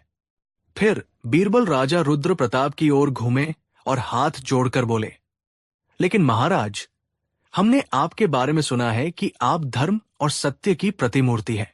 आपने अपने जीवन में कभी कोई पाप नहीं किया। आप एक आदर्श राजा हैं। यकीनन आप ही वो एकमात्र व्यक्ति हैं जो उस हाथी को देखने के योग्य है। चलिए, आप हमारे साथ चलिए। जैसे ही आपकी पवित्र नजरें उस पर पड़ेंगी, वो हवा में उड़ने लगेगा और हम सब धन्य हो जाएंगे। अब सारी बाजी पलट चुकी थी। बीरबल ने एक ऐसा जाल बुना था जिससे निकलना राजा रुद्र प्रताप के लिए नामुमकिन था। अगर राजा रुद्र प्रताप हाथी देखने जाते हैं तो उन्हें कुछ भी नहीं दिखेगा, क्योंकि हाथी तो था ही नहीं। और अगर वो कहेंगे कि उन्हें हाथी नहीं दिखा, तो ये बात पूरी दुनिया के सामने साबित हो जाएगी कि वो पापी हैं, झूठे हैं और अपने पिता की असली संतान नहीं है। इससे बड़ी बेइज्जती और क्या हो सकती थी? और अगर वो जाने से मना करते हैं तो भी वो खुद ही ये स्वीकार कर लेंगे कि वो पवित्र नहीं है। राजा रुद्र प्रताप का चेहरा शर्मिंदगी और गुस्से से लाल हो गया। वो समझ गए कि वो बीरबल की बुद्धिमानी के जाल में बुरी तरह फंस चुके हैं। वो जिस अकबर को झूठा साबित करने आए थे, आज खुद उनके चरित्र की परीक्षा हो रही थी। कुछ देर की खामोशी के बाद उन्होंने एक झूठी मुस्कान अपने चेहरे पर लाने की कोशिश की। राजा रुद्र प्रताप खड़े होकर बोले, मंत्री जी, आप बहुत बुद्धिमान हैं। सच कहूं तो हम भी साधारण मनुष्य ही हैं। राजपाट चलाते हुए हमसे भी कई भूलें हुई होंगी। हम उस दैवीय हाथी को देखने के योग्य नहीं हैं। हम शहंशाह अकबर की महानता को मान गए हैं कि उनके पास ऐसा अद्भुत जीव है। हम अपनी गुजारिश वापस लेते हैं। ये कहकर राजा रुद्र प्रताप ने अकबर से विदा ली और अपनी सेना के साथ उल्टे पांव विजयगढ़ लौट गए। उनके जाने के बाद पूरे दरबार में बीरबल की जय जयकार होने लगी। अकबर अपनी कुर्सी से उठे और बीरबल को गले लगा लिया। बीरबल, आज तुमने हमारी ही नहीं बल्कि पूरी मुगल सल्तनत की इज्जत बचा ली। तुमने एक झूठ को इस तरह सच साबित किया कि सच भी शर्मा जाए। लेकिन ये बताओ, तुमने उन 1,00,000 सोने की मोहरों का क्या किया? बीरबल ने मुस्कुराते हुए जवाब दिया, जहां पनाह, हवा में उड़ने वाला हाथी तो एक झूठ था, एक कल्पना। लेकिन मैंने उन मोहरों से एक ऐसा सच तैयार किया है जो सदियों तक जिंदा रहेगा। मैंने उस पैसे से आपकी प्रजा की भलाई की है। आज लाखों लोग आपको दुआएं दे रहे हैं। उनकी दुआएं और उनका प्यार ही आपका असली उड़ने वाला हाथी है, जो आपकी शान को हमेशा आसमान की बुलंदियों पर रखेगा। यह सुनकर अकबर की आंखें भर आई। उन्होंने महसूस किया कि बीरबल सिर्फ एक बुद्धिमान मंत्री नहीं, बल्कि एक सच्चा मार्गदर्शक भी थे। यह किस्सा हमें सिखाता है कि सबसे बड़ी ताकत बुद्धि और सूझबूझ में होती है, जो किसी भी मुश्किल को आसान बना सकती है। कहानी 6। हिंदुस्तान की सरजमी पर जब शहंशाह अकबर का राज था, तो उनके दरबार में नवरत्नों की चमक से हर कोई चौंधिया जाता था। लेकिन उन 9 सितारों में एक सितारा ऐसा था जिसकी चमक सूरज को भी टक्कर देती थी। वो थे बीरबल। उनकी बुद्धि का लोहा सिर्फ दोस्त ही नहीं, दुश्मन भी मानते थे। पर जहां रोशनी होती है, वहां परछाइयां भी होती है। दरबार में ऐसे कई लोग थे जिनके दिलों में बीरबल के लिए सम्मान नहीं, बल्कि हसद की आग जलती थी। वो बीरबल की तरक्की, उनकी शोहरत और बादशाह से उनकी दोस्ती को देखकर अंदर ही अंदर सुलगते रहते थे। इन जलने वालों में सबसे आगे थे मुल्ला 2 प्याजा और बादशाह अकबर के साले साहब। उन्हें लगता था कि बीरबल ने अपनी चापलूसी और मीठी बातों से बादशाह का दिल जीत लिया है, जबकि असली हकदार वो है। उनके साथ आगरा का एक बहुत अमीर और घमंडी सौदागर अजीम खान भी मिल गया था। अजीम खान को अपनी दौलत पर इतना गुरूर था कि वो समझता था कि दुनिया की हर चीज, हर इंसान को खरीदा जा सकता है। बीरबल की सादगी और ईमानदारी उसे अपनी अमीरी का अपमान लगती थी। एक शाम इन तीनों ने अजीम खान की आलीशान हवेली में एक गुप्त सभा बुलाई। हवेली के अंदरूनी हिस्से में कीमती कालीनों पर बैठे हुए वो बीरबल को नीचा दिखाने की साजिश रच रहे थे। अब बहुत हुआ। मुल्ला 2 प्याजा ने अपनी दाढ़ी पर हाथ फेरते हुए कहा, रोज रोज हम उस भाट की बुद्धिमानी के किस्से सुनते सुनते थक गए हैं। बादशाह तो जैसे उसके बिना सांस भी नहीं लेते। हमें कुछ ऐसा करना होगा कि बीरबल का सिर शर्म से झुक जाए और वो बादशाह की नजरों से हमेशा के लिए गिर जाए। अकबर के साले ने कहा, लेकिन कैसे? बादशाह के सामने हम उसका कुछ नहीं बिगाड़ सकते। वो हर बार अपनी बातों के जाल में हमें ही फंसा लेता है। तभी घमंडी सौदागर अजीम खान हंसा। उसकी हंसी में दौलत की खनक थी। आप लोग फिक्र क्यों करते हैं? मेरे पास एक तरकीब है।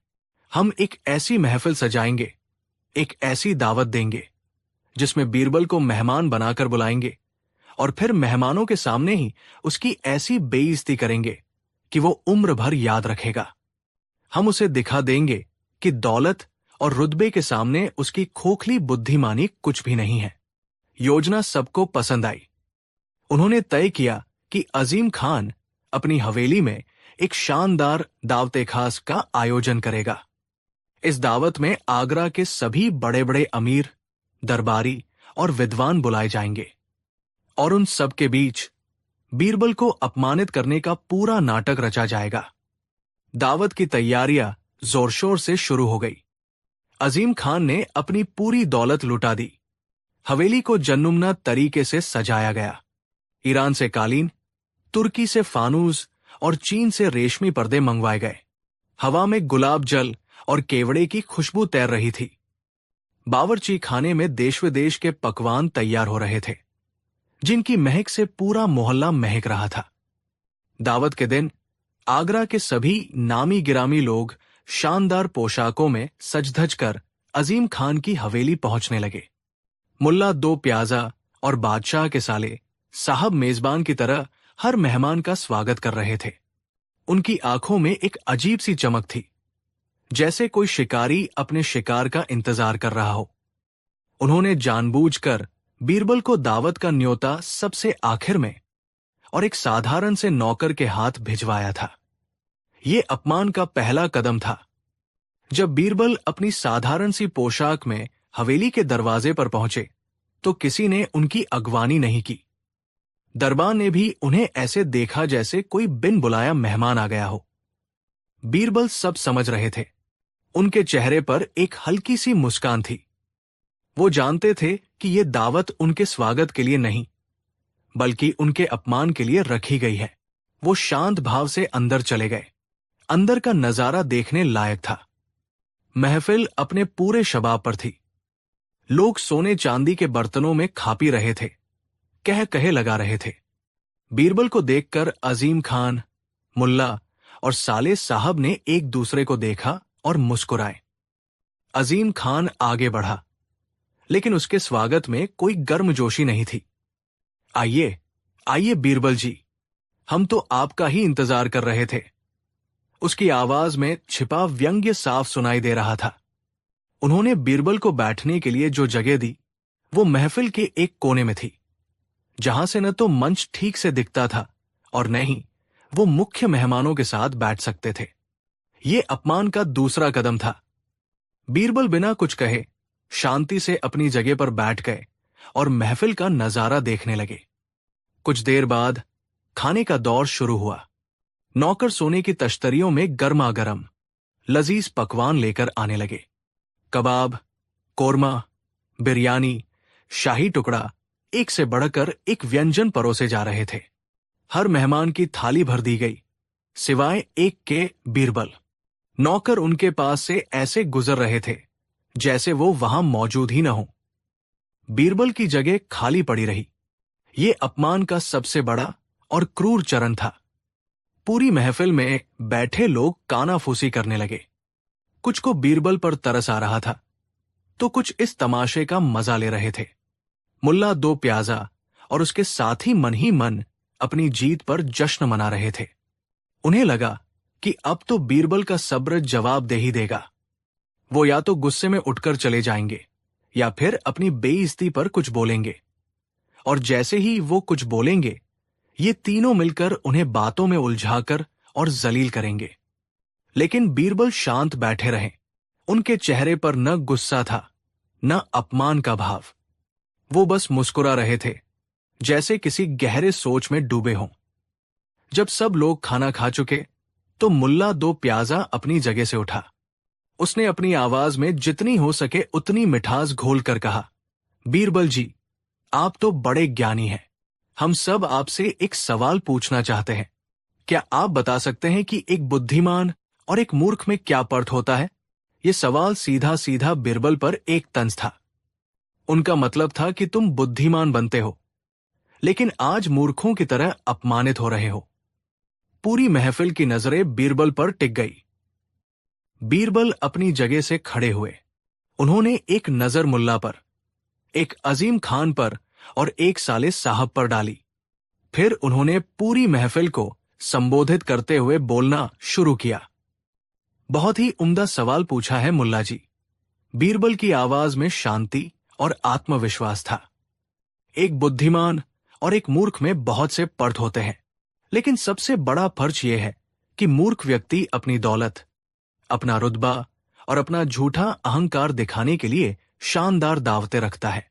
वो दुनिया के सबसे कीमती पकवान बनवाता है, अपनी हवेली को दुल्हन की तरह सजाता है, लेकिन उसका दिल इतना छोटा होता है कि वो अपने मेहमान को दो निवाले भी इज्जत से नहीं खिला सकता।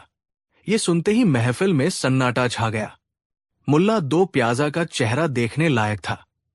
बीरबल ने अपनी बात जारी रखी, और बुद्धिमान व्यक्ति ऐसी दावतों में बुलाया जाता है। वो जानता है कि उसे अपमानित करने के लिए बुलाया गया है। वो देखता है कि मेजबान की नीयत में खोट है। वो ये भी देखता है कि उसे भूखा रखा जा रहा है, लेकिन वो गुस्सा नहीं करता, क्योंकि वो जानता है कि असली दावत पेट की नहीं, बल्कि आंखों और बुद्धि की होती है। अजीम खान गुस्से से तिलमिला उठा। क्या मतलब है तुम्हारा? बीरबल मुस्कुराए। मतलब साहब है, सौदागर साहब, आज आपने मुझे जो दावत दी है उसका मैंने भरपूर आनंद लिया है। मेरी आंखों ने आपकी ये शानदार हवेली देखी, मेरे कानों ने ये बेहतरीन संगीत सुना और मेरी नाक ने इन लजीज पकवानों की खुशबू का मजा लिया। आपने मेरे पेट को तो खाली रखा, लेकिन मेरी आत्मा को तृप्त कर दिया। आपने मुझे ये एहसास दिलाया कि दुनिया की सबसे कीमती चीजें वो नहीं होती जिन्हें खाया जाता है, बल्कि वो होती है जिन्हें महसूस किया जाता है। अब साजिशकर्ताओं के पास कहने को कुछ नहीं बचा था। बीरबल ने उनके अपमान के हथियार को ही उनकी ढाल बना दिया था, लेकिन वो इतनी आसानी से हार मानने वाले नहीं थे। अकबर के साले ने सोचा कि आखिरी वार किया जाए। उसने एक नौकर को इशारा किया। नौकर एक चांदी की तश्तरी लेकर आया, जिसे एक मखमली कपड़े से ढका गया था। बीरबल जी, साले साहब ने जहरीली मुस्कान के साथ कहा, हम आपकी बुद्धिमानी से बहुत प्रभावित हुए।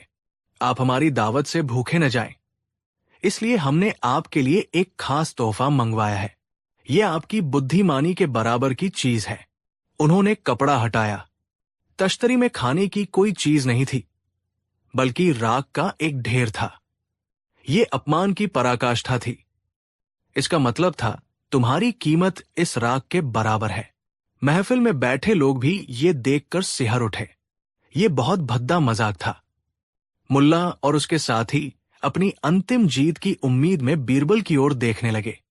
बीरबल ने एक पल के लिए उस राख को देखा, फिर उन्होंने जो किया उसकी किसी ने कल्पना भी नहीं की थी। वो आगे बढ़े, उस तश्तरी से एक चुटकी राख उठाई और उसे बड़े ही अदब और सम्मान के साथ अपने माथे पर लगा लिया। धन्यवाद। बीरबल की आवाज में एक अजीब सी शांति थी। मैं तो सोच रहा था कि आपकी इस शानदार महफिल में एक चीज की कमी है, और आपने वो कमी भी पूरी कर दी। ये कोई मामूली राख नहीं है, ये विभूति है, पवित्र भस्म। ये हमें याद दिलाती है कि इंसान चाहे कितना भी अमीर हो, कितना भी ताकतवर हो, एक दिन उसे इसी राख में मिल जाना है। आप सब अपनी दौलत और पकवानों के नशे में शायद ये भूल गए थे, लेकिन आपने मुझे ये परम सत्य याद दिलाकर मुझ पर बहुत बड़ा उपकार किया है। उन्होंने हाथ जोड़कर कहा, मैं आप तीनों का तहे दिल से शुक्रगुजार हूं। आपने मुझे अपमानित करने के लिए बुलाया था, लेकिन अनजाने में आपने मुझे सम्मानित कर दिया। आपने मुझे याद दिलाया कि असली धन दौलत नहीं, बल्कि ज्ञान और वैराग्य है। आपकी ये दावत मैं जिंदगी भर नहीं भूलूंगा। ये कहकर बीरबल शांत भाव से महफिल से बाहर चले गए। उनके जाने के बाद महफिल में जो सन्नाटा छाया, वो किसी तूफान से पहले की शांति जैसा था। अजीम खान, मुल्ला दो प्याजा और अकबर के साले साहब शर्मिंदगी से पानी पानी हो गए थे। उन्होंने बीरबल को अपमानित करने के लिए जाल बिछाया था, लेकिन बीरबल ने अपनी बुद्धि से उसी जाल में उन्हें ही फंसा दिया था। जिन मेहमानों के सामने वो बीरबल को जलील करना चाहते थे, आज उन्हीं की नजरों में वो खुद गिर चुके थे। अगले दिन ये किस्सा पूरे आगरा में फैल गया और बादशाह अकबर तक भी पहुंच गया। वो अपने साले और मुल्ला दो प्याजा पर बहुत नाराज हुए, लेकिन बीरबल पर उन्हें और भी ज्यादा गर्व हुआ। उन्होंने बीरबल को बुलाकर कहा, बीरबल, उन्होंने तुम्हें राख भेंट की और हम तुम्हें हीरे भेंट करते हैं, लेकिन हम जानते हैं कि तुम्हारी बुद्धि के सामने दुनिया के सारे हीरे जवाहरात भी राख के बराबर हैं। ये कहानी हमें सिखाती है कि अपमान शब्दों या व्यवहार में नहीं होता, बल्कि उसे स्वीकार करने में होता है। अगर आप शांत और बुद्धिमान हैं, तो आप दुनिया के सबसे बड़े अपमान को भी अपने सम्मान का ताज बना सकते हैं। कहानी 7। सर्दियों की एक सुबह थी। आगरा के दीवान-ए-ताश में अलाव जल रहे थे और दरबार अपने पूरे शबाब पर था। शहंशाह अकबर एक अच्छे मूड में थे और अपने दरबारियों से हंसी मजाक कर रहे थे।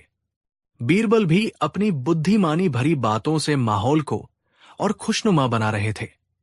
लेकिन दरबार में कुछ लोग ऐसे भी थे जिनके दिल इस हंसी खुशी से जल रहे थे। इनमें सबसे आगे थे शहंशाह के साले साहब, मान सिंह और उनके कुछ चापलूस दोस्त। मान सिंह को हमेशा लगता था कि अकबर बीरबल को उनसे ज्यादा तवज्जो देते हैं। वो बीरबल की चतुराई को चापलूसी और मक्कारी समझते थे और उन्हें नीचा दिखाने का कोई मौका नहीं छोड़ते थे। उस दिन मान सिंह ने एक नई योजना बनाई थी। चर्चा के दौरान बात वफादारी और सम्मान पर आ गई। अकबर ने बीरबल की तारीफ करते हुए कहा, बीरबल जैसा वफादार और समझदार सलाहकार मिलना किस्मत की बात है। ये सुनते ही मान सिंह को मौका मिल गया। वो व्यंग्य भरी मुस्कान के साथ खड़ा हुआ और बोला, जहांपनाह, इसमें कोई शक नहीं कि बीरबल बहुत समझदार है, लेकिन कभी कभी समझदारी और चापलूसी में फर्क करना मुश्किल हो जाता है। एक वफादार सेवक अपने मालिक के सम्मान के लिए कुछ भी कर सकता है, लेकिन क्या बीरबल कर सकते हैं? अकबर ने हैरानी से पूछा, क्या मतलब है तुम्हारा? मान सिंह ने बीरबल की ओर देखते हुए कहा, मेरा मतलब है, जहांपनाह, कि वफादारी की असली परीक्षा तो तब होती है जब इंसान अपने आत्मसम्मान को दांव पर लगा दे। मैं आज बीरबल की वफादारी और हाजिर जवाबी दोनों की परीक्षा लेना चाहता हूं। यह कहकर उसने अपनी जूती उतारी और उसे बीरबल की ओर फेंकते हुए कहा, बीरबल, अगर तुम सच में शहंशाह के इतने ही वफादार हो तो हमारी इस जूती को उठाकर हमारे सिर पर 5 बार मारो। अगर तुमने ऐसा किया तो हम मान लेंगे कि तुम शहंशाह के सम्मान के लिए कुछ भी कर सकते हो। ये एक सोचा समझा और गहरा अपमान था। भरे दरबार में किसी की जूती उठाना और उसे उसी के सिर पर मारना, यह किसी भी सम्मानित व्यक्ति के लिए मौत से बदतर था। अगर बीरबल ऐसा करते तो उनका आत्मसम्मान मिट्टी में मिल जाता और वो हमेशा के लिए एक जूती उठाने वाले के रूप में जाने जाते। और अगर वो मना करते तो मान सिंह इसे शहंशाह के हुक्म की नाफरमानी और अपनी कायरता साबित कर देता। पूरे दरबार में सन्नाटा छा गया। हवा जैसे जम सी गई। सबकी नजरें बीरबल पर थी। बीरबल का चेहरा एक पल के लिए सफेद पड़ गया। उनकी आंखों में अपमान की ज्वाला धधक उठी। ये सिर्फ उनका नहीं, बल्कि उनकी बुद्धि का, उनके पद का और शहंशाह द्वारा दिए गए सम्मान का अपमान था। अकबर भी गुस्से से तिलमिला उठे। मान सिंह, तुम्हारी ये जुर्रत, तुम बीरबल का अपमान नहीं, हमारा अपमान कर रहे हो। लेकिन इससे पहले कि अकबर कुछ और कहते, बीरबल ने हाथ उठाकर उन्हें शांत किया। उनके चेहरे पर अब कोई भाव नहीं था, सिवाय एक गहरी ठंडी शांति के। उन्होंने एक नजर मान सिंह की आंखों में डाली, जिनमें जीत की क्रूर चमक थी। बीरबल धीरे धीरे आगे बढ़े। उन्होंने जमीन पर पड़ी उस जूती को उठाया। मान सिंह और उसके दोस्त मन ही मन हंसने लगे। उन्हें लगा कि बीरबल डर गए हैं और वही करेंगे जो कहा गया है। बीरबल ने जूती हाथ में ली और मान सिंह की तरफ बढ़े, लेकिन उसके सिर पर मारने की बजाय वो जूती को धीरे धीरे, बहुत धीरे धीरे 5 बार मान सिंह के सिर से छुआकर वापस अपनी जगह पर आ गए। मान सिंह गुस्से से चिल्लाया, ये क्या मजाक है बीरबल? मैंने तुम्हें जूती मारने को कहा था, सिर्फ छुआने को नहीं। तुमने हुक्म पूरा नहीं किया। बीरबल ने बड़ी शांति से जवाब दिया, साले साहब, आपने मुझे जूती मारने को कहा था, लेकिन ये नहीं बताया था कि कैसे मारनी है, जोर से या धीरे से। मैंने आपका हुक्म माना और 5 बार जूती आपके सिर से स्पर्श की। हुक्म की तामील भी हो गई और एक सम्मानित व्यक्ति का मान भी रह गया। ये जवाब सुनकर मान सिंह निरुत्तर हो गया। लेकिन बीरबल यही नहीं रुके। उन्होंने शहंशाह अकबर की ओर मुड़कर झुकी हुई नजरों और कांपती हुई आवाज में कहा, जहांपनाह, आज आपके इस सेवक का इतना बड़ा अपमान हुआ है। आपके साले साहब ने मुझसे अपनी जूती उठवाई। मैं अब इस दरबार में एक पल भी नहीं रह सकता। मेरा आत्मसम्मान मुझे इसकी इजाजत नहीं देता। मुझे आज ही इस पद से मुक्त कर दीजिए। ये कहकर बीरबल ने अपनी पगड़ी उतारी और शहंशाह के कदमों में रख दी। दरबार में हड़कंप मच गया। बीरबल का इस्तीफा, ये किसी ने नहीं सोचा था। अकबर अपनी गद्दी से उठ खड़े हुए। उन्हें अपनी आंखों पर यकीन नहीं हो रहा था। बीरबल, जो उनके दोस्त थे, उनके सलाहकार थे, आज उन्हें छोड़कर जा रहे थे। मान सिंह और उसके दोस्तों की तो जैसे दुनिया ही उजड़ गई। उन्होंने सोचा था कि वे बीरबल को शर्मिंदा करेंगे, लेकिन उन्होंने तो इस्तीफा ही दे दिया। अब शहंशाह का सारा गुस्सा उन पर टूटने वाला था। अकबर ने गुस्से से मान सिंह की तरफ देखा। ये सब तुम्हारी वजह से हुआ है। अगर बीरबल ने दरबार नहीं छोड़ा होता तो हम तुम्हें इसकी सजा देते, लेकिन अब हमारी पहली प्राथमिकता बीरबल को रोकना है। अकबर ने बीरबल से बहुत मिन्नतें की, लेकिन बीरबल ने एक न सुनी। उन्होंने कहा, जहां पनाह, मैं आपकी नौकरी नहीं, आपका दरबार छोड़ रहा हूं। मेरी वफादारी हमेशा आपके साथ रहेगी, लेकिन मेरा स्वाभिमान मुझे यहां रुकने की इजाजत नहीं देता। ये कहकर बीरबल भारी मन से दरबार से चले गए। उनके जाने के बाद दरबार में जो मातम पसरा वो देखने लायक था। शहंशाह अकबर इतने दुखी थे कि उन्होंने कई दिनों तक किसी से बात नहीं की।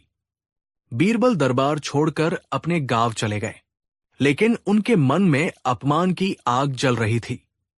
वो मान सिंह को सबक सिखाना चाहते थे, लेकिन तलवार से नहीं, अपनी बुद्धि से। वो दिखाना चाहते थे कि असली चोट जिस्म पर नहीं, बल्कि घमंड पर की जाती है। उन्होंने एक योजना बनाई। कुछ हफ्तों बाद बीरबल ने अपना भेष बदला। उन्होंने एक बूढ़े पहुंचे हुए साधु का रूप धारण किया। लंबी सफेद दाढ़ी, सिर पर जटाएं, माथे पर भस्म और हाथ में कमंडल।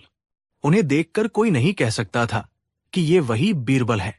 वो सिद्ध बाबा के नाम से आगरा के पास एक जंगल में एक नदी के किनारे अपना धूना रमाकर बैठ गए। उनके दो चार चेले भी थे, जो असल में बीरबल के ही भरोसेमंद आदमी थे। उन्होंने पूरे शहर में ये अफवाह फैलानी शुरू कर दी कि जंगल में एक चमत्कारी बाबा आए हैं, जिनके पास हर समस्या का समाधान है। वो भूत, भविष्य, वर्तमान सब जानते हैं और उनकी एक नजर से बिगड़े काम बन जाते हैं। धीरे धीरे लोग अपनी समस्याएं लेकर सिद्ध बाबा के पास आने लगे। बीरबल अपनी चतुराई से उनकी ऐसी ऐसी बातें बता देते जो सिर्फ वही जानते थे। इससे लोगों का विश्वास उन पर और पक्का हो गया। जल्द ही सिद्ध बाबा की ख्याति पूरे आगरा में फैल गई। उनकी ख्याति की गूंज शहंशाह अकबर के कानों तक भी पहुंची। उधर दरबार में बीरबल के जाने के बाद सब कुछ अस्त व्यस्त हो गया था। कोई भी मसला ठीक से हल नहीं हो पा रहा था। अकबर हर पल बीरबल को याद करते थे। मान सिंह और उसके दोस्तों की हालत और भी खराब थी। शहंशाह उनसे बात तक नहीं करते थे और उन्हें हर वक्त ये डर लगा रहता था कि किसी भी दिन उन पर शहंशाह का कहर टूट सकता है। जब मान सिंह ने सिद्ध बाबा के चमत्कारों के बारे में सुना तो उसे एक उपाय सूझा।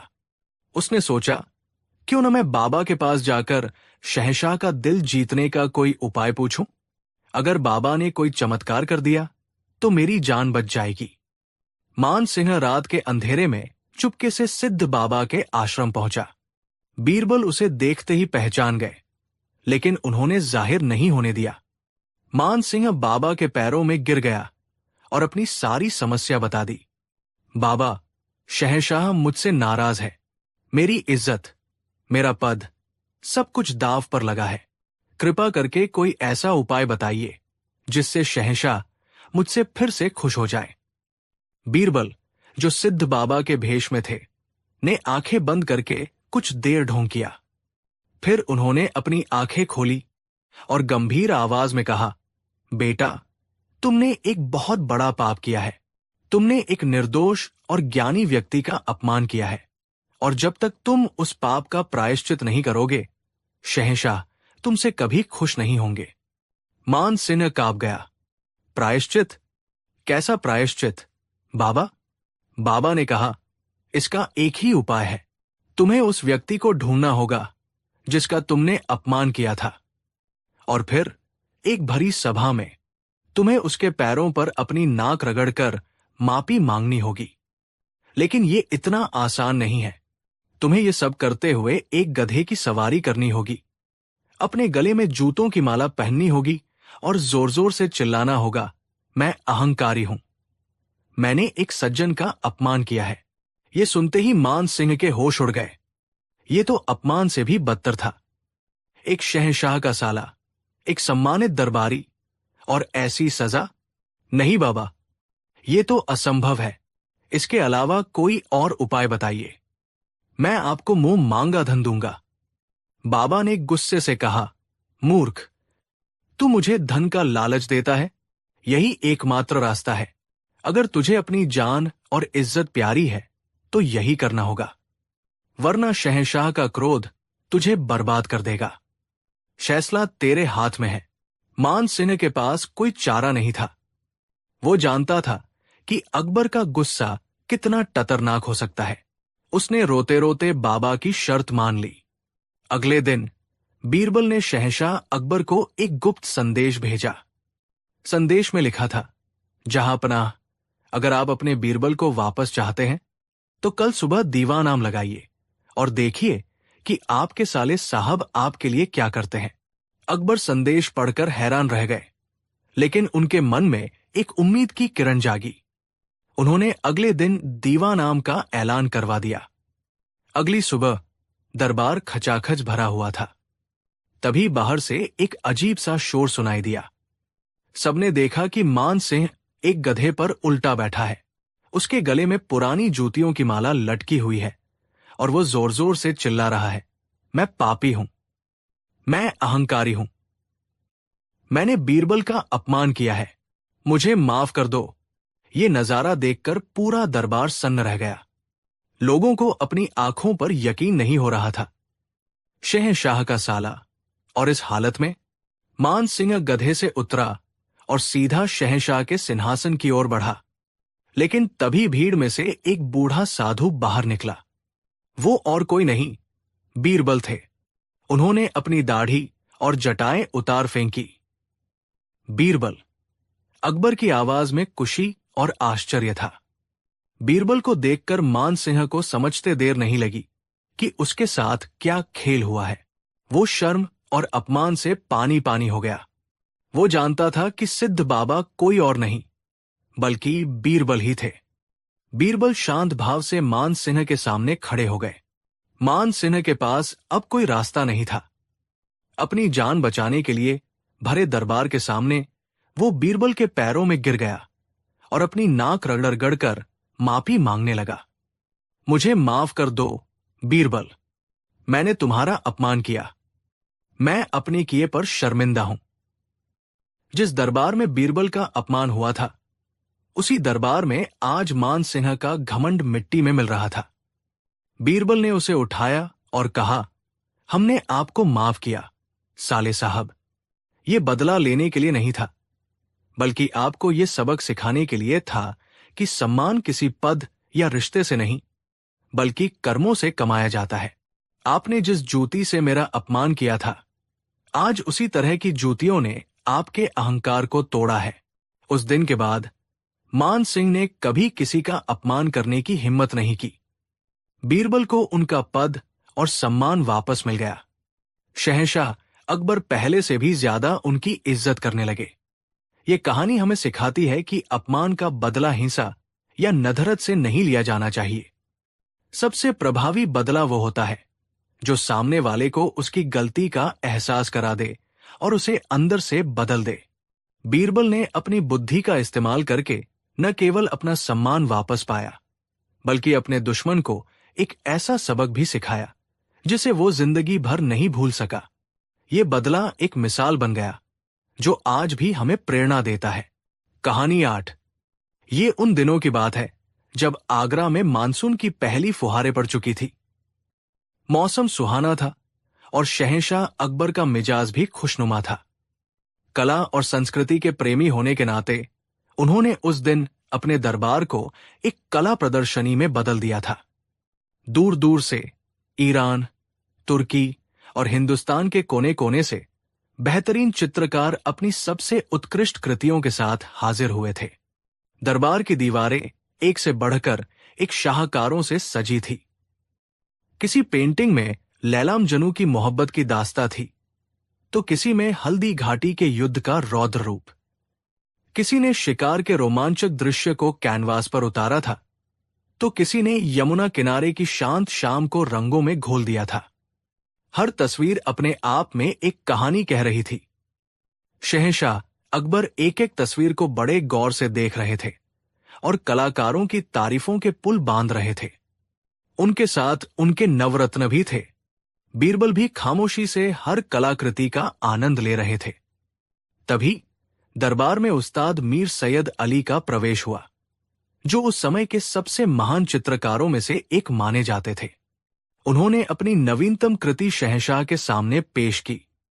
ये एक विशाल चित्र था, जिसमें शहंशाह अकबर को एक शक्तिशाली शासक के रूप में चित्रित किया गया था, जो अपने सिंहासन पर विराजमान थे और उनके चरणों में दुनिया भर के राजा महाराजा झुके हुए थे। चित्र इतना सजीव था कि लग रहा था मानो किरदार अभी बोल पड़ेंगे। रंगों का तालमेल, भावों की गहराई और बारीक कारीगरी देखकर पूरा दरबार वाह वाह कर उठा। अकबर उस चित्र को देखकर मंत्रमुग्ध हो गए। उन्होंने उस्ताद को सोने की अशर्फियों से भरी एक थैली इनाम में दी और कहा, उस्ताद, आपने तो कमाल कर दिया। ये चित्र सिर्फ एक चित्र नहीं, ये हमारी सल्तनत की पूरी कहानी कहता है। ये हमारी ताकत, हमारी शान और हमारे गौरव को दर्शाता है। ये सुनकर उस्ताद ने विनम्रता से सिर झुकाया। दरबार में मौजूद बीरबल के विरोधी मुल्ला दो प्याजा को एक मौका मिल गया। उन्होंने बीरबल पर तंज कसते हुए कहा, आलम पनाह, इसमें कोई शक नहीं कि ये चित्र लाजवाब है, लेकिन एक सच्चा कलाकार वही होता है जो सिर्फ बीती हुई या आज की कहानी न कहे, बल्कि भविष्य भी दिखा दे, जो सब कुछ कह दे, कुछ भी अनकहा न छोड़े। फिर वो बीरबल की ओर मुड़कर बोले, क्यों बीरबल जी, आप तो हर फन में माहिर हैं। क्या आप ऐसा कोई चित्र बना सकते हैं, एक ऐसा चित्र जो सब कुछ कहता हो? बीरबल जानते थे कि ये एक जाल है। उन्होंने मुस्कुराकर कहा, मुल्ला जी, मैं कोई चित्रकार नहीं, बस एक अदना सा सेवक हूं। ये काम तो उस्तादों का है, लेकिन अकबर, जो कला और नई चुनौतियों के नशे में चूर थे, उन्हें ये विचार बहुत पसंद आया। उनके मन में बीरबल की बुद्धि की एक और परीक्षा लेने की इच्छा जाग उठी। उन्होंने एक शाही फरमान जारी किया, जिसकी किसी ने कल्पना भी नहीं की थी।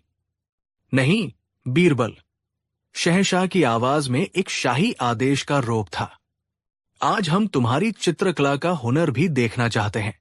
हम तुम्हें हुक्म देते हैं कि तुम एक ऐसा चित्र बनाओ जिसमें सब कुछ हो, खुशी, गम, जीवन, मृत्यु, सच, झूठ, प्यार, नफरत, सब कुछ।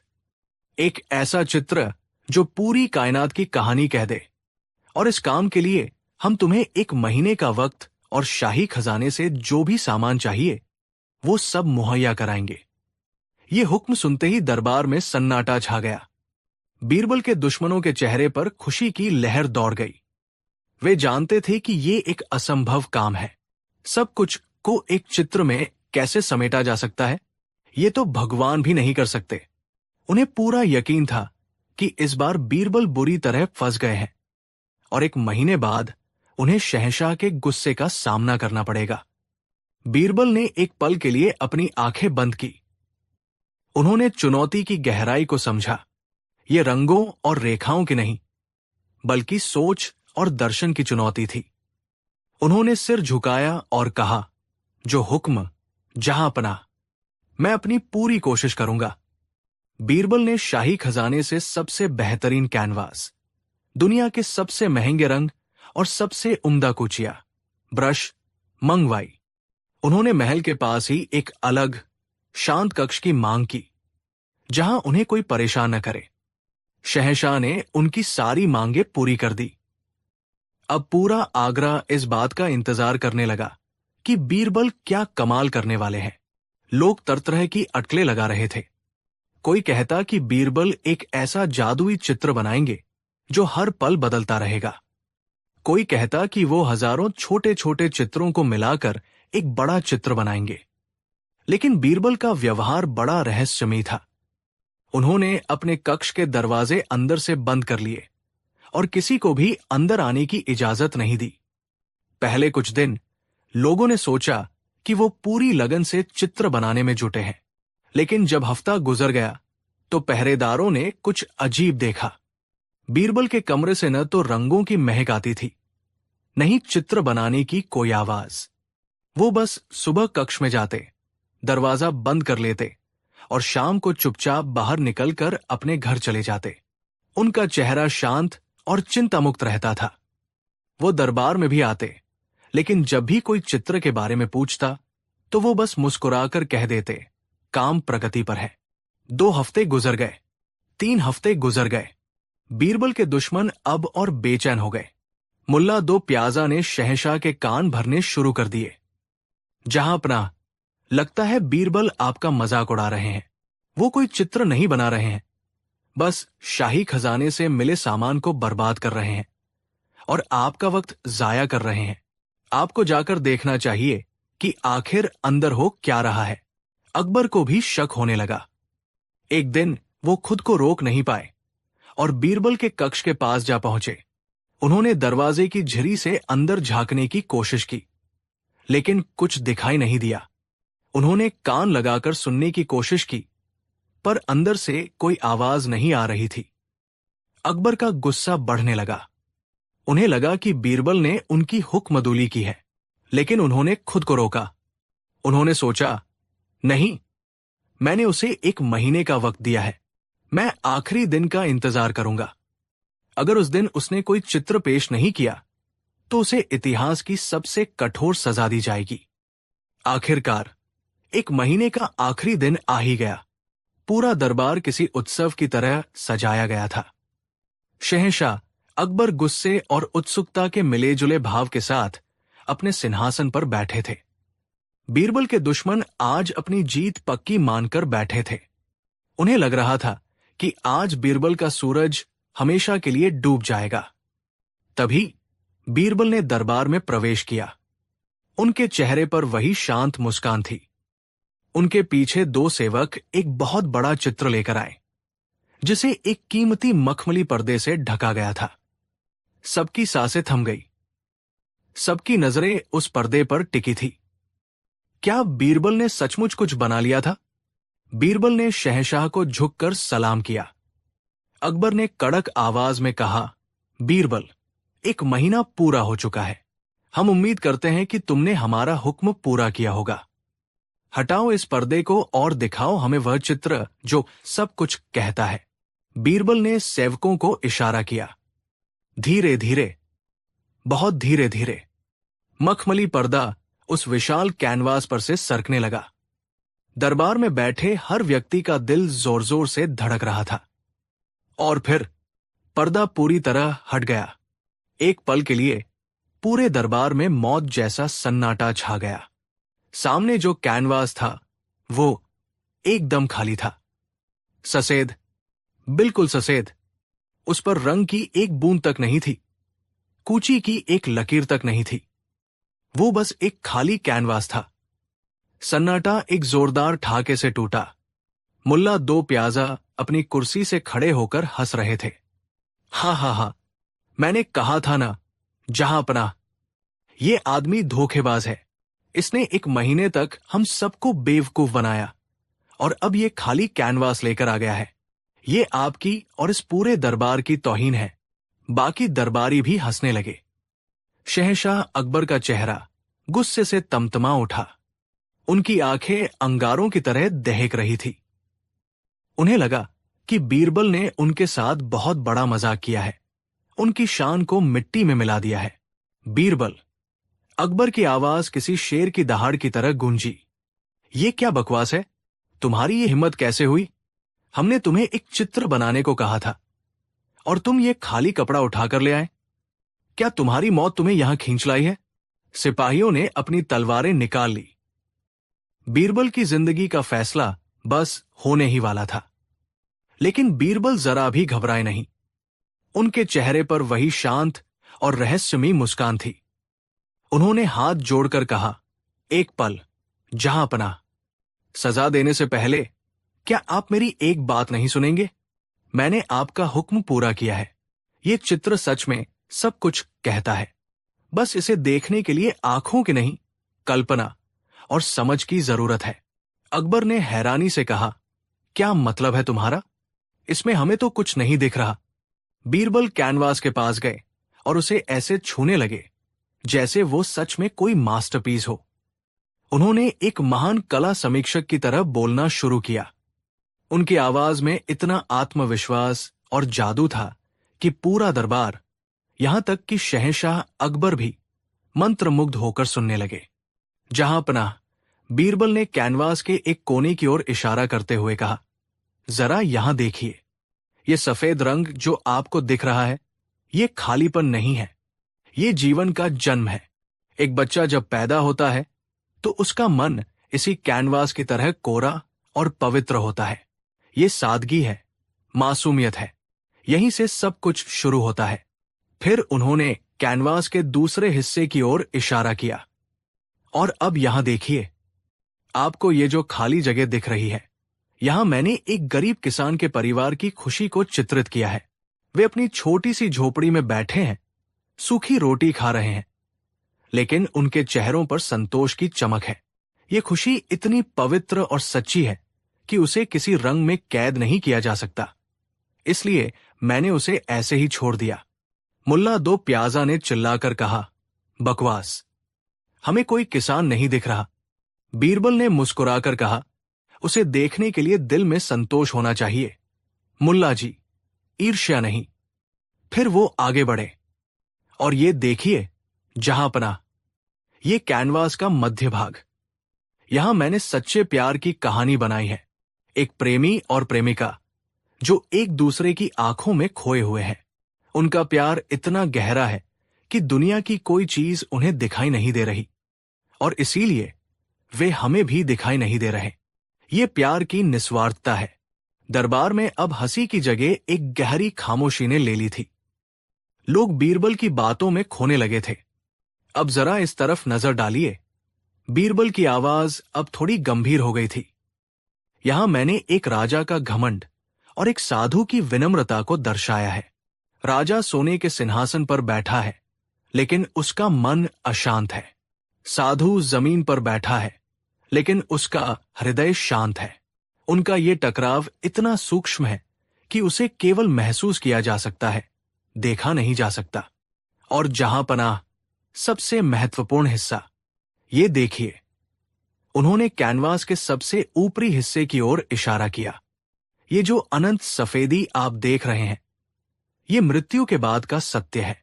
मोक्ष, निर्वाण, ईश्वर में विलीन हो जाना।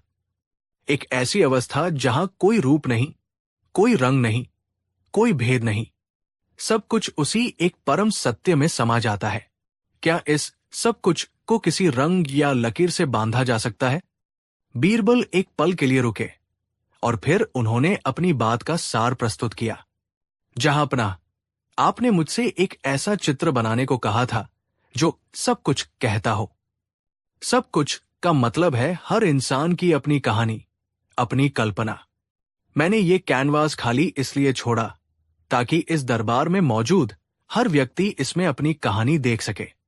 एक किसान इसमें अपनी लहलहाती फसल देख सकता है। एक सैनिक इसमें अपनी जीत का जश्न देख सकता है। एक माँ इसमें अपने बच्चे की मुस्कान देख सकती है, और एक दार्शनिक इसमें ब्रह्मांड का रहस्य देख सकता है। ये चित्र एक आईना है। जहांपनाह, आप इसमें जो देखना चाहेंगे, ये आपको वही दिखाएगा। ये खाली नहीं है, ये कल्पना से भरा हुआ है। और कल्पना से ज्यादा शक्तिशाली और सब कुछ कहने वाली चीज इस दुनिया में और क्या हो सकती है? बीरबल की व्याख्या समाप्त हुई। पूरे दरबार पर जैसे किसी ने जादू कर दिया था। शहंशाह अकबर अपनी सिंहासन पर मूर्तिवत बैठे थे। उनका गुस्सा कब का काफूर हो चुका था। उनकी आंखों में हैरानी, सम्मान और एक गहरी समझ का भाव था।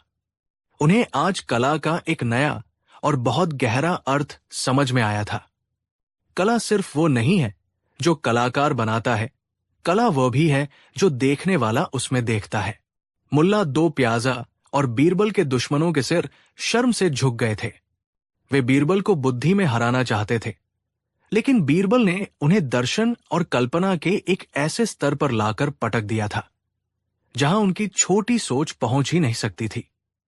शहंशाह अकबर धीरे धीरे अपने सिंहासन से उठे। वो बीरबल के पास आए। उन्होंने उस खाली कैनवास को कुछ देर तक देखा और फिर उनके चेहरे पर एक गहरी मुस्कान खिल उठी। उन्होंने कहा, बीरबल, आज तुमने हमें हरा दिया। तुमने हमें सिर्फ एक चित्र नहीं दिया, बल्कि एक ऐसी सीख दी है जिसे हम जिंदगी भर नहीं भूलेंगे। तुमने साबित कर दिया कि सबसे बड़ी चित्रकला आंखों के लिए नहीं, बल्कि आत्मा के लिए होती है। शहंशाह ने अपना सबसे कीमती हीरों का हार उतारा और बीरबल के गले में पहना दिया। ये तुम्हारे इस अदृश्य चित्र का इनाम है। आज से ये चित्र शाही खजाने की सबसे कीमती वस्तु माना जाएगा, ताकि आने वाली पीढ़ियां भी कला के इस सच्चे अर्थ को समझ सकें। तो दोस्तों, इस तरह बीरबल ने एक खाली कैनवास पर पूरी कायनात की कहानी बयां कर दी। ये कहानी हमें सिखाती है कि दुनिया को देखने का हमारा नजरिया ही सब कुछ है। जो चीज एक के लिए खाली और अर्थहीन हो सकती है, वही दूसरे के लिए अनंत संभावनाओं और गहरे अर्थों से भरी हो सकती है। बीरबल ने साबित कर दिया कि सबसे बड़ा कलाकार वो नहीं जो रंग भरता है, बल्कि वो है जो दूसरों को कल्पना करने के लिए प्रेरित करता है। आपको बीरबल की ये अदृश्य चित्रकला कैसी लगी? अगर आपको ये खाली कैनवास दिखाया जाता तो आप उसमें क्या देखते? हमें नीचे कमेंट्स में अपनी कल्पना जरूर साझा कीजिएगा। अगर आपको ये कहानी पसंद आई हो तो इस वीडियो को लाइक करें, अपने दोस्तों के साथ शेयर करें और हमारे चैनल को सब्सक्राइब करना न भूलें। मिलते हैं अकबर बीरबल के एक और अद्भुत किस्से के साथ। धन्यवाद।